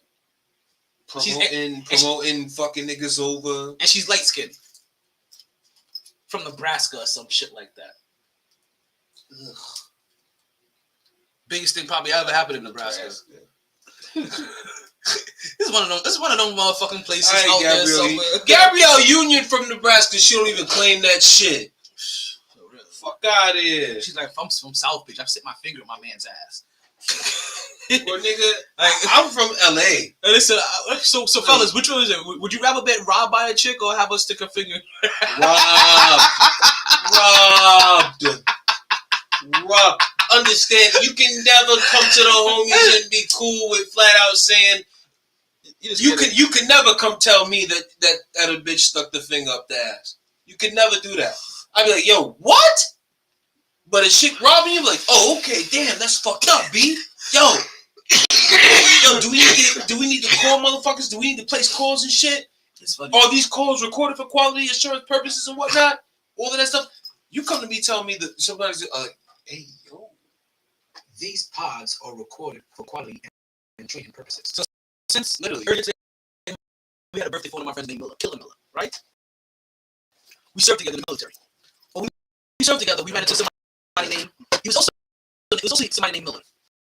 And we called him Miller Light, right? 20-year white dude. And I'll never forget the first story that Miller Light shared with us. I'm leaving after this.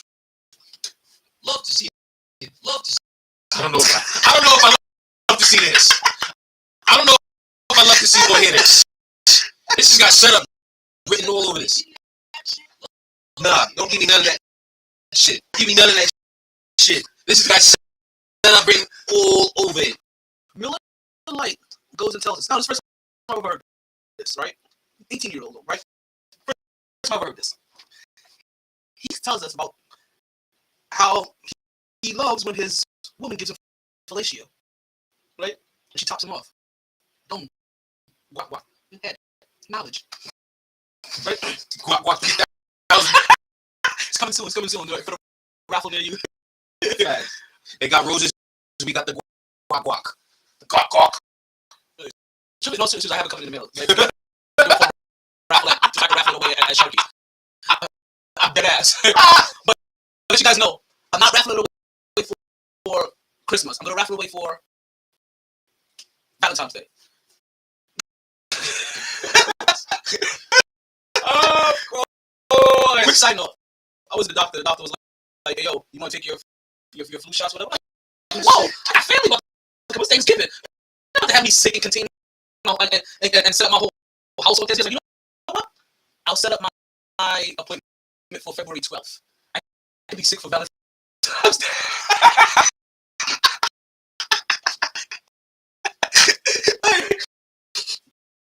What was I talking about? So, Miller Lite comes and he tells us that he has grown to love his girlfriend giving him head. And for one particular reason, because one time when she was giving him head, right when he was about to arrive, bust a nut, come, skeet, she took her finger and shoved it in his ass. Oh no! And oh no, the pure shock of it, while nutted, has been. He said at that time it was the best thing he has ever felt, and it had became a regular where he had now. This is not one of the things he requests. I'm like, no, that still sounds like you were nutting from something in your ass, and you're enjoying something in your ass. But I'm like, no.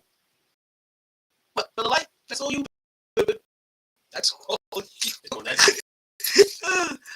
Let's take an army break since that was an army story. Oh my god. They're working. Hey, that's how you go to a break. Hey. Listen, it's okay if you tickle her asshole, but she can't tickle yours. They didn't join this team to win championships or become famous. They joined because there is important work to be done, and only some are able to do it. They are brighter, better educated, led, and equipped than any team in history. They are doctors, lawyers, engineers, technologists, and combat troops, all prepared for whatever comes their way. You'll find them with lights don't flash, and the only contract they sign is with themselves and their country. One day, they may be asked what they did to make a difference in this world, and they can respond, I became a soldier.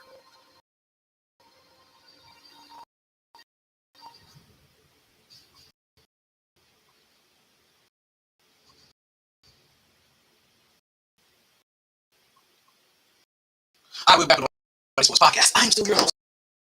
You know what? My bad. I forgot I was supposed to be switching feeds for you guys on TuneIn Radio, not on TuneIn Radio. On Podbean, right? So that you guys can get switched over and flipped over. Right, so everybody listening on Podbean, I'm going to be switching over the feed for you guys. There should be a new one already reserved, so you guys are going to be losing us in a second, but don't worry, I have another one reserved for you guys. Just go ahead and check that one out. All right. Oh, shit. Let's continue. The Jets, man, the Jets have all of them. Right, we've run over the disappointing Knicks already. We've went over half of the disappointing Jets, half of them. Because what made that loss, and both losses, right? Both losses were bad, right? Like both losses, whether it was the Jets or the Giants, they both left a bad taste in your mouth. But the Jets had a different sting to it, right? For what KJ said, you saw the passing game be completely and absolutely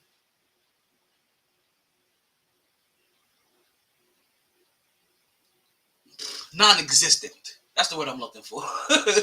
Right? It's basically non-existent. And we already know that Bill Belichick is the kind of individual he's going to take away your first thing, take away your second thing, take away your third thing, and let you struggle.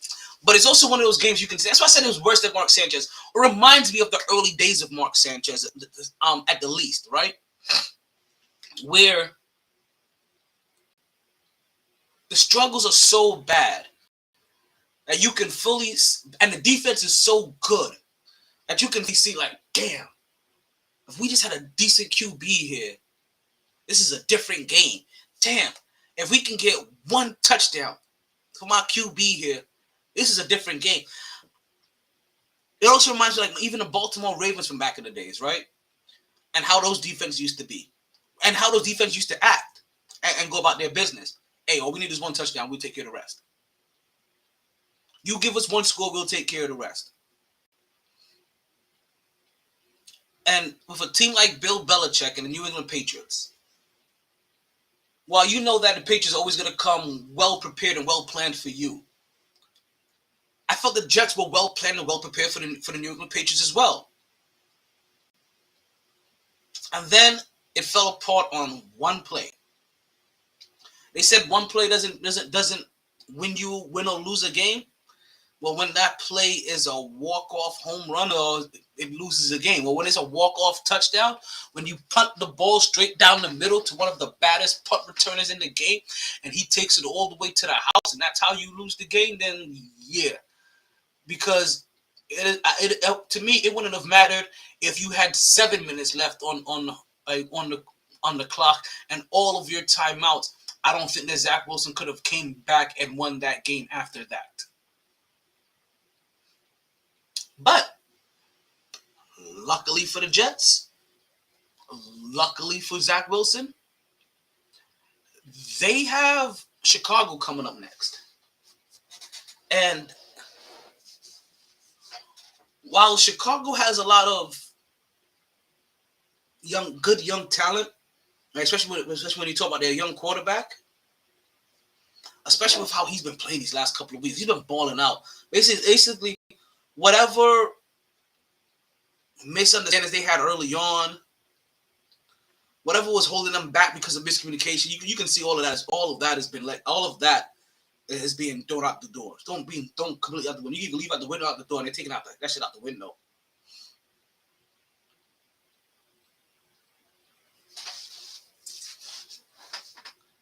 Now, while you believe that the quarterback is better, is the coach better? Is the defense better? Is the scheming better? Is the personnel better? Those are the other determining factors. If we just looked at quarterback versus quarterback, then yeah, Chicago wins this hand down. Actually, Chicago blows the Jets out. Blow the Jets out. But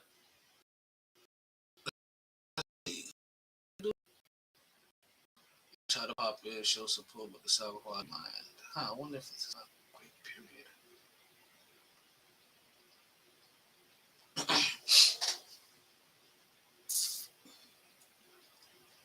So now we're at that weird point where the Jets can win this game. This is a much winnable game. And remember, right before the bye, we told you guys the Jets just need to go 500. And we kind of figured that's probably what's going to happen. 500. Go 500. 8 games, 4-4. And Jimmy G tonight with 4 touchdowns, no interceptions, 228 yards. Tied a career high in touchdowns.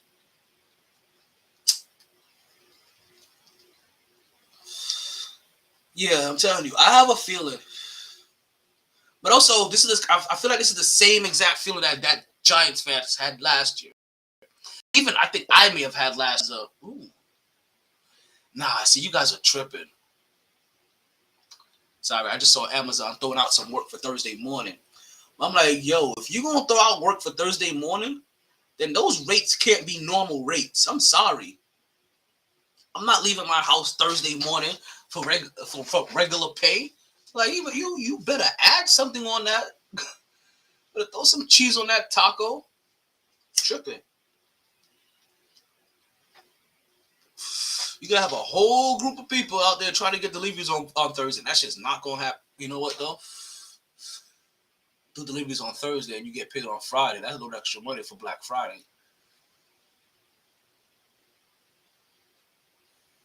We'll see how this goes. We'll see how this goes completely. But yeah, I feel like this is exactly the same place that Giants fans were at, where you can see your team starting to come together, and you can realize that, damn, it's only the quarterback. About a decade ago, this is exactly how we felt with Mark Sanchez when we had Rex Ryan. It's almost that same scenario all over again. But believe it or not, it's not a bad place to be at. It's a frustrating place to be at. Super frustrating. But it's not a bad place to be at, because all that means that you're one quarterback away. And I'm going to tell you this right now. Unless you just get cute.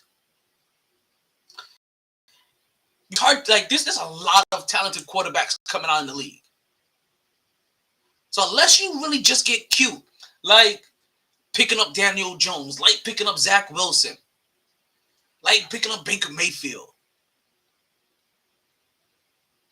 unless you just get cute and do the unconventional, a lot of those top quarterbacks that all these quarterbacks you're thinking about, those dynamic quarterbacks you think are coming out of college, they're them. They're him. They're those guys.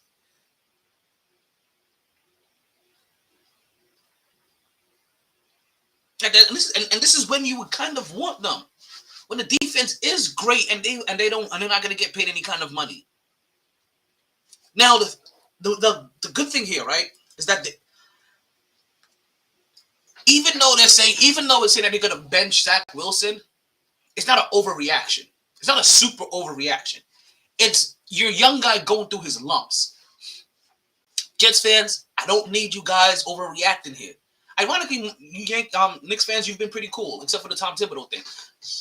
But I don't need you overreacting here.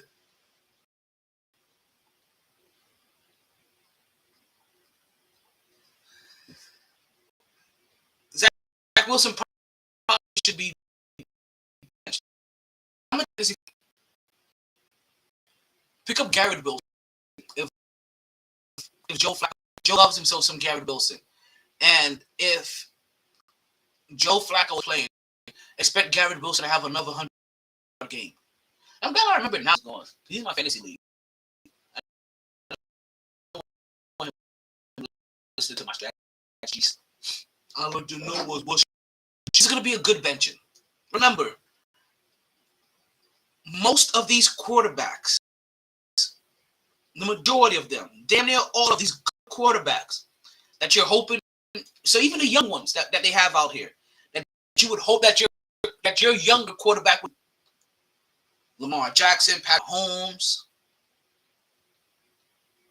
who else is out there? Josh Allen. None of these guys played day one. All these guys sat down for half a year, a good year.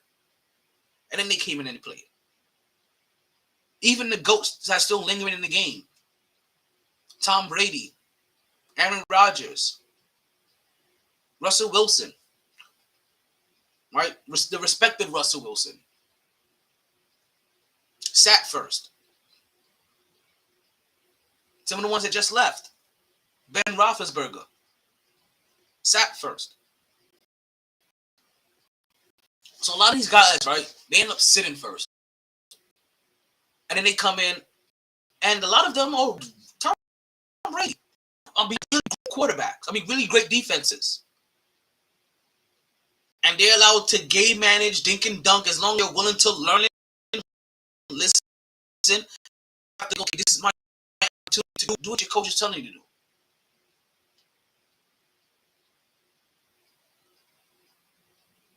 So what this becomes, right? And this is always the question here, right? Or this is always the issue here. When you get to the point where your defense is on point, right? Or your defense is locked in and you know that your defense is solid. And you're a defensive-minded coach, so you know how to recognize, you know how to build coaches. Can you develop a quarterback? That is a big question. Can you develop him properly? We've seen attempts in the past and failed attempts. Or are you one of those guys that when you get your quarterback, you have to get that dynamic guy, because without him, you will fuck up the quarterback, because you're still basically a neophyte coach yourself, and you can't quite develop a quarterback yet.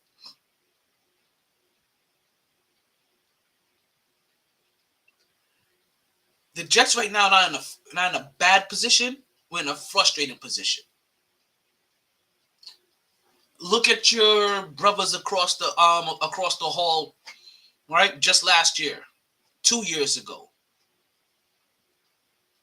3 years ago, you were questioning everything about Daniel Jones. Halfway through last season, you were still questioning Daniel Jones. And then one day, suddenly, miraculously realized Daniel Jones is no longer turning over the ball. Oh, Daniel Jones is making winning plays. Oh, Daniel Jones is helping us win games. Oh, looks like we may have a serviceable quarterback. That's what you were trying to figure out at first. But he's serviceable. Now, the thing about it, when the floor, ceiling, when your first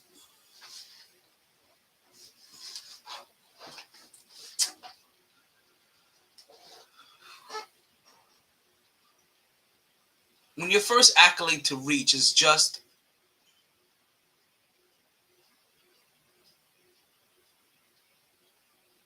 we have a decent quarterback that's not going to hurt us. What's their ceiling?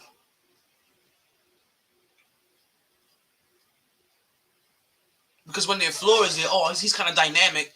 Now, let's see what we can do for him. And we all know what the ceiling could be. But when your floor is Daniel Jones and Zach Wilson and Mark Sanchez and what's the guy's name? Dak Prescott. What's your floor? What's your ceiling?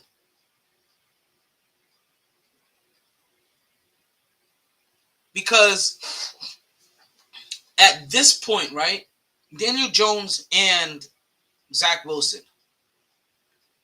they're both looking like they're not going to be any better than Dak Prescott. So that means Dallas Cowboys, the New York Jets, and the New York Giants, all three of them don't have a quarterback for the future that's going to help them win the Super Bowl.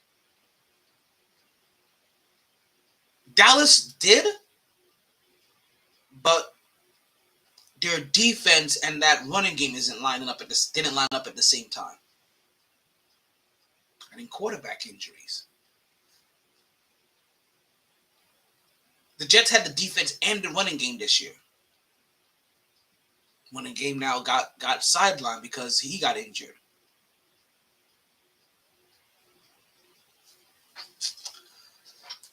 So now it's quarterback in the defense, and we see how this looks. It looks like a struggle, like every day is a struggle. And the Jets take a bad loss to a walk-off punt return. And the referees, once again, they sit back and they swallow their whistles anytime it comes to New England Patriots or Tom Brady or Bill Belichick. And the block in the back is overlooked.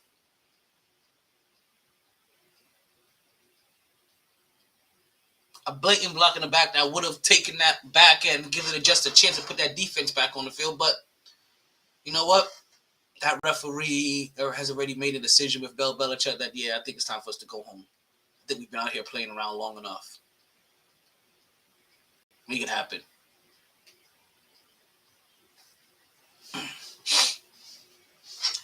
You know who else made it happen recently? Sugar Klay Thompson. Sugar Klay Thompson. That's what we like to call him over here. Sugar Klay Thompson, like R.J. Barrett, has been going through a slump as of late. It's funny. Klay Thompson, he will get all kinds of passes, rightfully so. Just wait it out.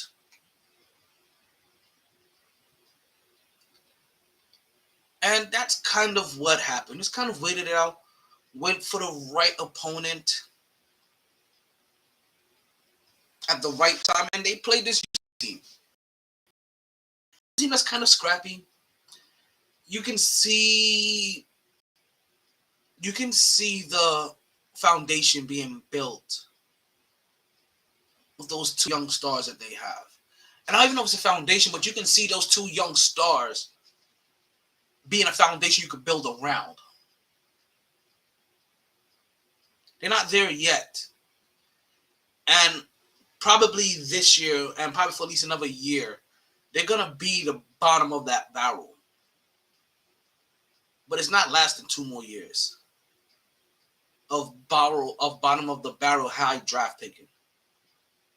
It's not happening past 2 more years.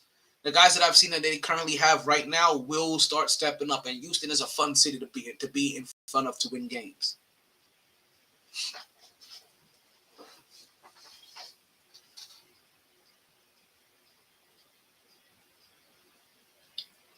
Now,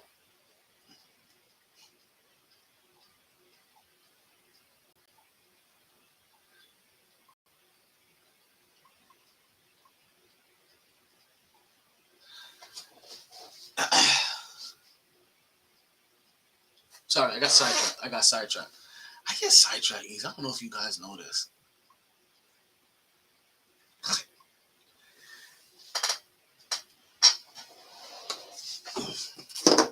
So, what was I saying? Sugar Klay Thompson. He comes back and he has one of those performances that makes Klay Thompson beloved. Like, Klay Thompson is one of the beloved people in the NBA. I don't want to say he's one of my favorites, right? Because so far I've been cursed, and a lot of people that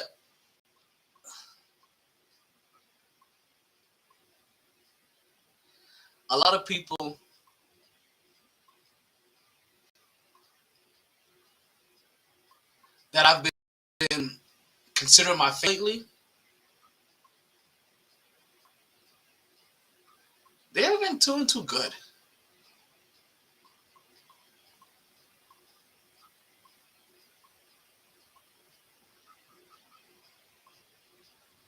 So I don't want to call Klay one of my favorites. Plus, he didn't make it in the top 5 when I first thought about it. To be honest with you, like, to be fully honest with you, he didn't make it into my top 5 when I first thought about this. And while I do like Klay a lot, I can honestly tell you that I am not just tuning into games to watch Klay. I may tune into a Golden State game and want to know what Klay's doing and keep a close eye, like this past game, because he's been struggling. And then we've seen Klay that had that performance that makes him beloved, right? That puts him into that warm spot in everybody's heart because it's his game, it's his lifestyle, it's his interviews, it's the way he talks, it's the way he carries himself, it's his demeanor. Like, it's easy to like Klay. It really is. Sugar Klay Thompson. And then when he drops 20 points in the first quarter, that goes off with the splashy with the splashy ball, right? You go back and you're looking like, yo, this is that bad man we was talking about. It's that bad man we remember. Now, the thing about it is that once after this game, you don't need Klay to have this game every game because he never did before. You just need Klay to average about 17 points a game, right? Play his defense, make that open shot, and then what happens about every 12 games or so?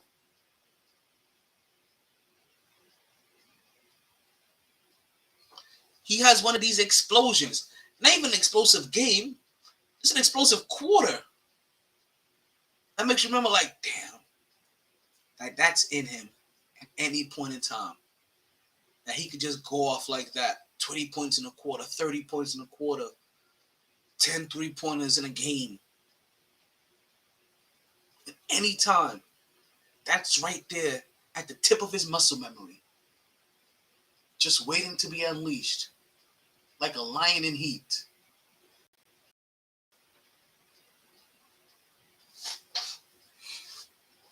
So it was good for us basketball fans.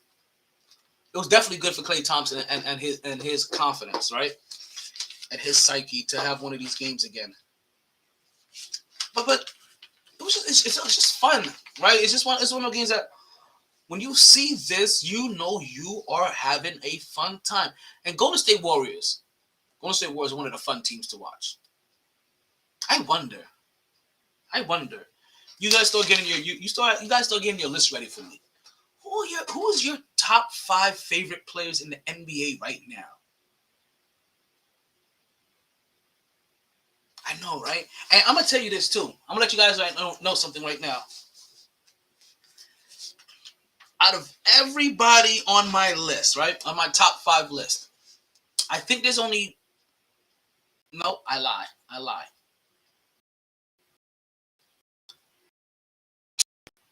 Have played over 10 years. The other 3 are still on their rookie contract, I believe. Yeah, to last 3 are still technically on their rookie contract.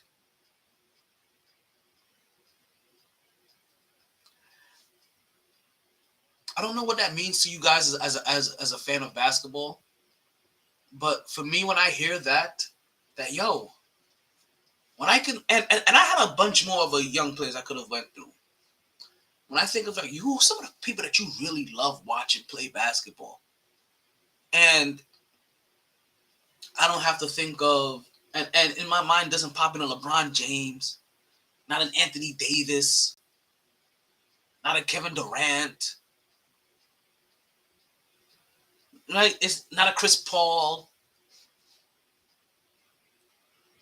right? It's none of those guys. Like none of those guys come to mind. The guys that have come to my mind or Jason Tatum if he didn't play in Boston.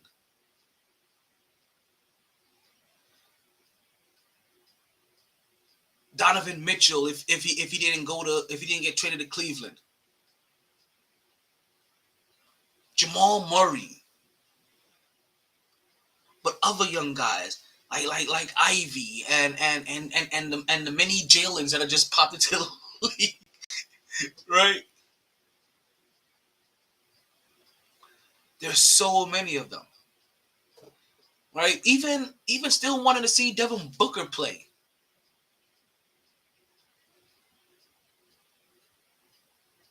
Right, so there's so many of them, and I could think, and I'm like, damn, there really is a ton of players, and I realize, and the thing about it, right? See, the thing about it is crazy with the NBA is that sometimes we overlook, or we forget about all the other great players that they have, old and young and intermediate, because the storylines, right, become saturated around maybe 5 people. And it's not always for their good gameplay, right? Who are we always hearing talking about right now, right? Ben Simmons, Kevin Durant, Kyrie. That's one team. That's Brooklyn. Even separately, we will still hear about those guys. LeBron James.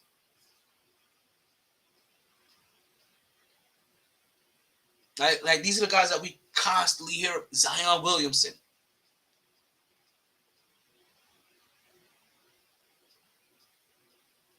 Right? These are the names that the 2 big men, Jokic and Joel Embiid. See, those are your regulars right there. And I may even have thrown in 1 or 2 men, but those are your regulars right there.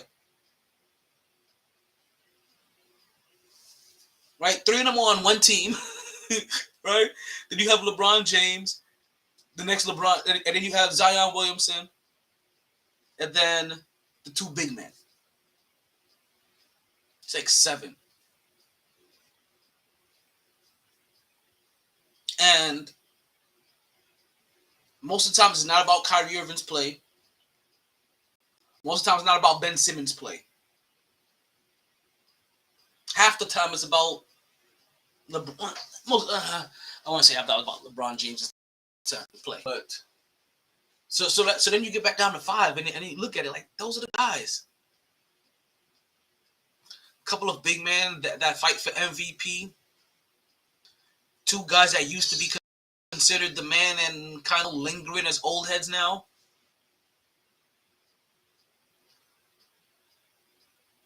And then the next LeBron. And half the time it's depending on where he can stay healthy or not. So you forget about all of the other young guys. And not for nothing. Until the next star has to have a storyline built around them consistently that we can follow. That's not going to happen. See, that's what happens. Like the media is able to get lazy. We all get lazy. Go from Jordan to Kobe to LeBron, right? You go to an era, Stephen Curry. You go into an era of, you get eras of dominant stars, and you're able to just hyper focus on them and forget about the other 200 and something odd players, or the other 25 other players that should be talked about just as well as every other leader on their team.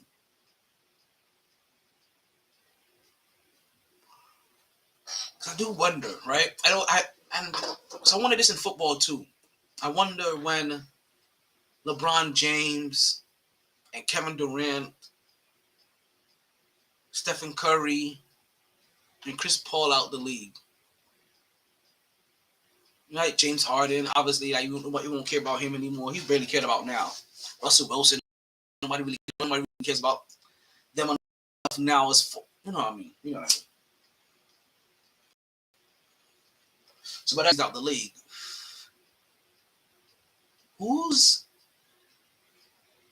I haven't identified that yet. You guys let me know if you have. Who's the next number 1 headband of the league? Who's going to be the next in line as the guy to beat? Is it going to be these new Boston Celtics with Jason Tatum and Jaylen Brown? Are they going to be the next ones to go ahead and pull off 3 rings in 8 years? They probably don't even have that. Yeah, let's call it 3 rings in 8 years. Is that going to be them, or call it 3 and 7? I call it 8 because it'll be 8 years before they break up Brown, Smart, and Tatum fully.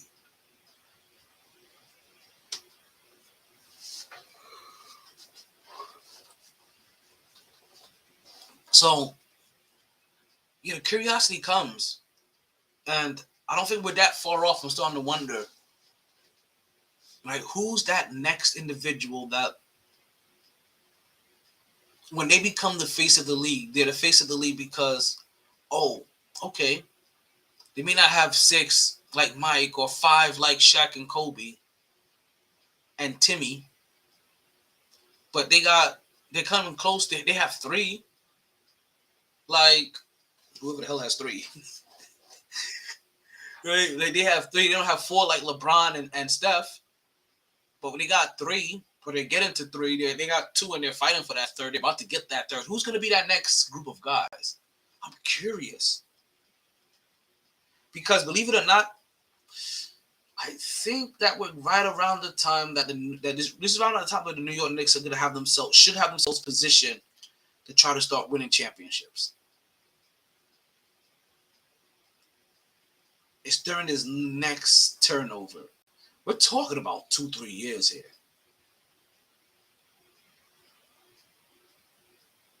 Where this game is going to be basically turned over to a whole new crop of players. And I really want to know who's going to be the ones coming out on top, getting those dubs, winning chips for their squad and their team and their city.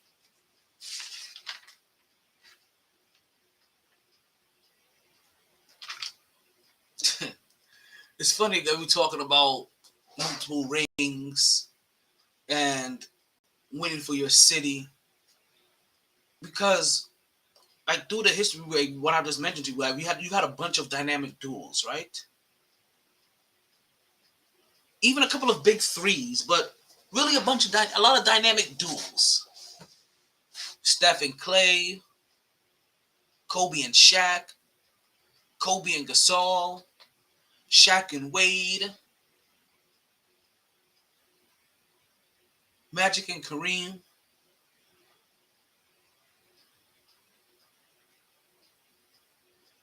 Jordan and Pippen. And you know what's crazy? Is that for most of us, Jordan had the best team. I forgot. I think I was watching the Golden State game, the same Golden State Houston game, and they asked what was the best franchise out there, dynasty out there, and they threw up Magic's Lakers, Jordan's Bulls. I forgot who they threw up as the third team, and then it also was Golden State. It was Steph's Warriors,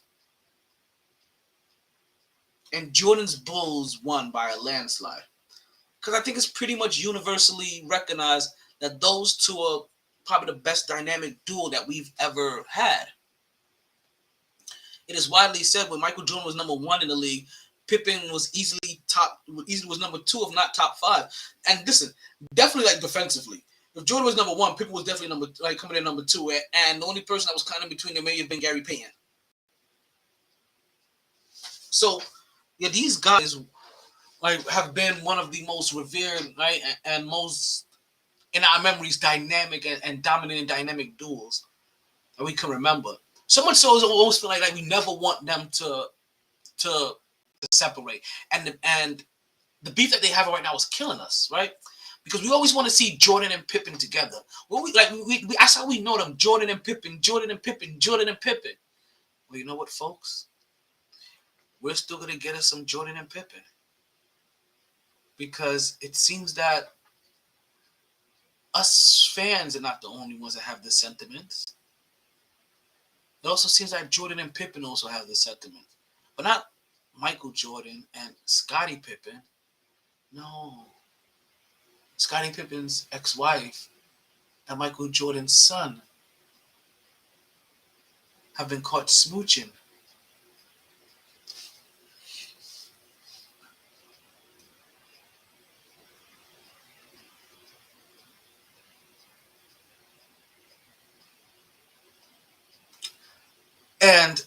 And Scottie Pippen's wife is a nice little baddie, right? Like she's cute as shit. Like I can understand a young man being new to the lust of a older, shapely woman of her caliber. Because, she's still out there showing off the goods like my goodies, my goodies, my goodies, not my goodies. And he's just a young Jordan and Jordan's just want to score.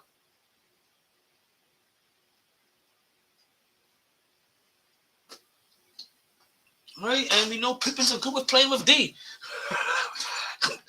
Right? So everybody's just playing their roles of how it was laid out by their forefathers, counterparts, the namial example in their household. Making up words. But in all seriousness, I guess, okay, it's weird, right? It's weird in the fact that nobody really cares about the age. Like, do what you do, pimping. Like, big up to both of you. Big up to Shorty, like for bagging herself a younger man that can blow her back out, and big up to Dude for for bagging himself like an older MILF baddie. Like, big up to them all. The only thing that makes this weird is that you used to hold him in your hand as a little kid. You've known him that long. Like we heard one of our old heads say already, right? Old head Jalen Rose. Like, you should be calling him more like nephew. He more like you like an auntie more than him looking at you as a smoochie. And that's where the problem lies more than anything else. Right? Is that each other's, your father, his husband, her husband, and your father, your husband, his father, like you guys all kind of grew up together for years as bulls, right? You guys know each other, been to family functions. Like I said, like you've held him, you've been able to pick him up and hold him up to your bosom, and I'm pretty sure he's been thinking also like, oh my God, I just want to stick my dick in these bosoms. Like you probably were this whole entire time like a MILF crush he's always had. So it's just. I can't even listen. I'm not knocking them. I'm just saying it's a little weird. But you know what though? For an individual that does some weird shit, like that's probably what makes it even more erotic to them, right? Is the fact that it has this, because that's sometimes the thing that makes things more exciting, right? More pleasurable. Is that heightened level of danger, heightened level, that X factor for whatever God forsaken reason it is. You put that X factor in there, and then you're like, damn. Like imagine that you're fucking your girl's twin sister while she's peeking through the door.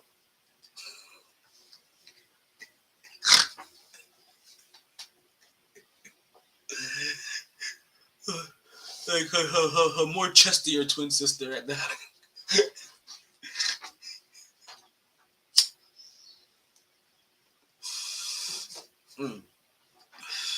What time is it? About 11:49. I think we've given you enough pod.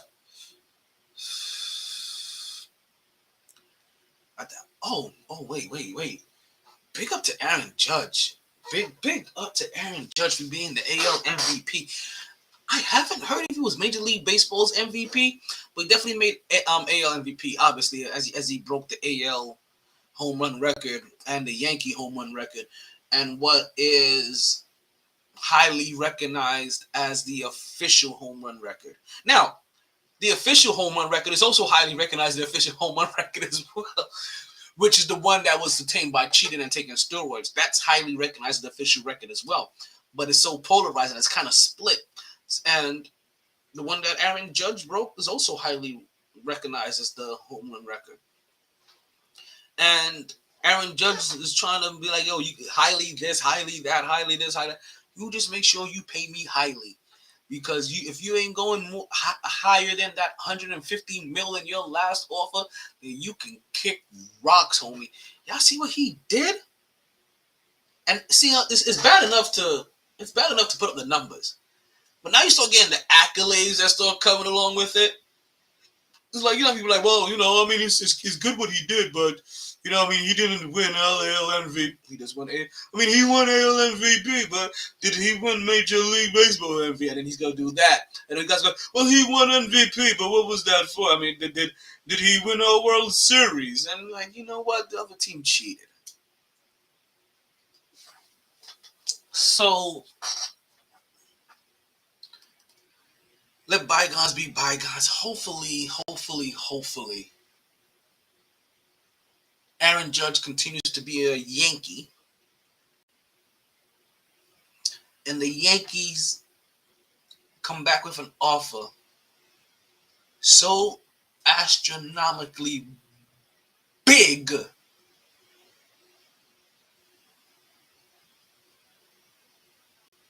that as he is engulfed by its shadow,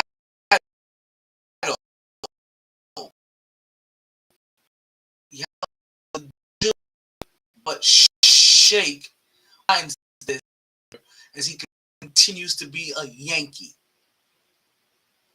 That's it. Hope you guys can remember that the key to life is a penis in your asshole. This is Talon Toma Taylor with the MyT Sports Podcast. Thank you guys for listening. Okay, I've had 4. Appreciate you guys listening. Right, you guys continue to be safe. Don't forget that we will be back live Wednesday at Sharky's, 8:07-ish. Trivia at 10:30. Ladies drink free at 9 to 10. 2 for 1s, 10 to 12. DJ in the building. MyT Sports Podcast in the building. Daily raffles, daily giveaways, daily prizes. It's always a blast on the MyT Sports Podcast. But listen, when you go to Sharky, that's when you start to sink your teeth into some real fun. Holla at your boy. MyT Sports Podcast. Wait. We're out of here. But don't gotta forget about Blue Chew. What's Blue Chew, folks? Blue Chew happens to be that little blue pill that can get you back your thrill. All you gotta do is open up a pack and head straight to the side. Just a few chews before you do. This has the same active ingredients as Viagra and Cialis, so this is one opportunity that you just can't miss. For a very low cost, you can beat it up like a boss. She would love how you come through like a champ when you Blue Chew in advance.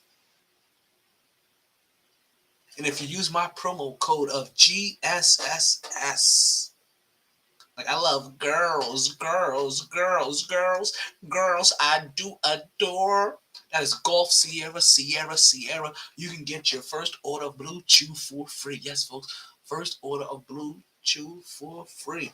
I know you don't need it. Oh, listen, we know you don't need it, pimpin'. This is that thing that you want. I'm just saying. You know, any time that you hop in the bed and you want that extra stomp, you know what I mean? When you make her want to shout, you make her want to scream when you thump. Like, hit her with one of those. You know, have her say, oh, my neck, my back, my neck, and my... And listen, I know she says that already. But how about we go from 6 rounds to 12 rounds? How about we go from 12 rounds to 24 rounds, guaranteed to double your performance? That's what I'm saying. If you are prone to whiskey dick every once in a while,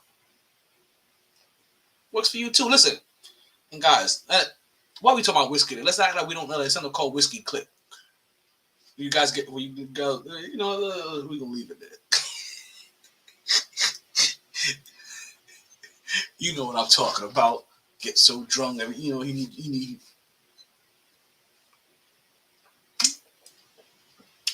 But Blue Chew, all right? Use the promo code. Get your first order for free. All you do is pay for shipping and handling. Once you get it, there's only 2 directions. You chew it and you do it. How you do it is up to you. Missionary, doggy style, jackhammer, Amazon. Oh yeah, that's a good Amazon position. Like she may bend your shit, but that's a good Amazon position.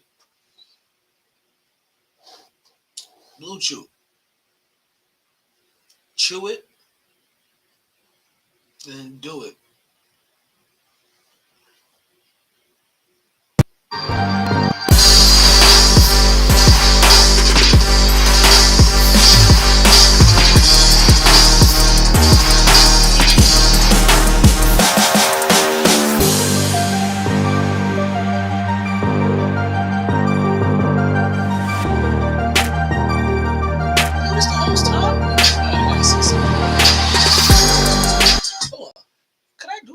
I'm trying to see something now real quick. If I can have this Blue Chew sitting at the side. So if that's the case, like, that's the move next time. Nope, can't do it. Back to the program.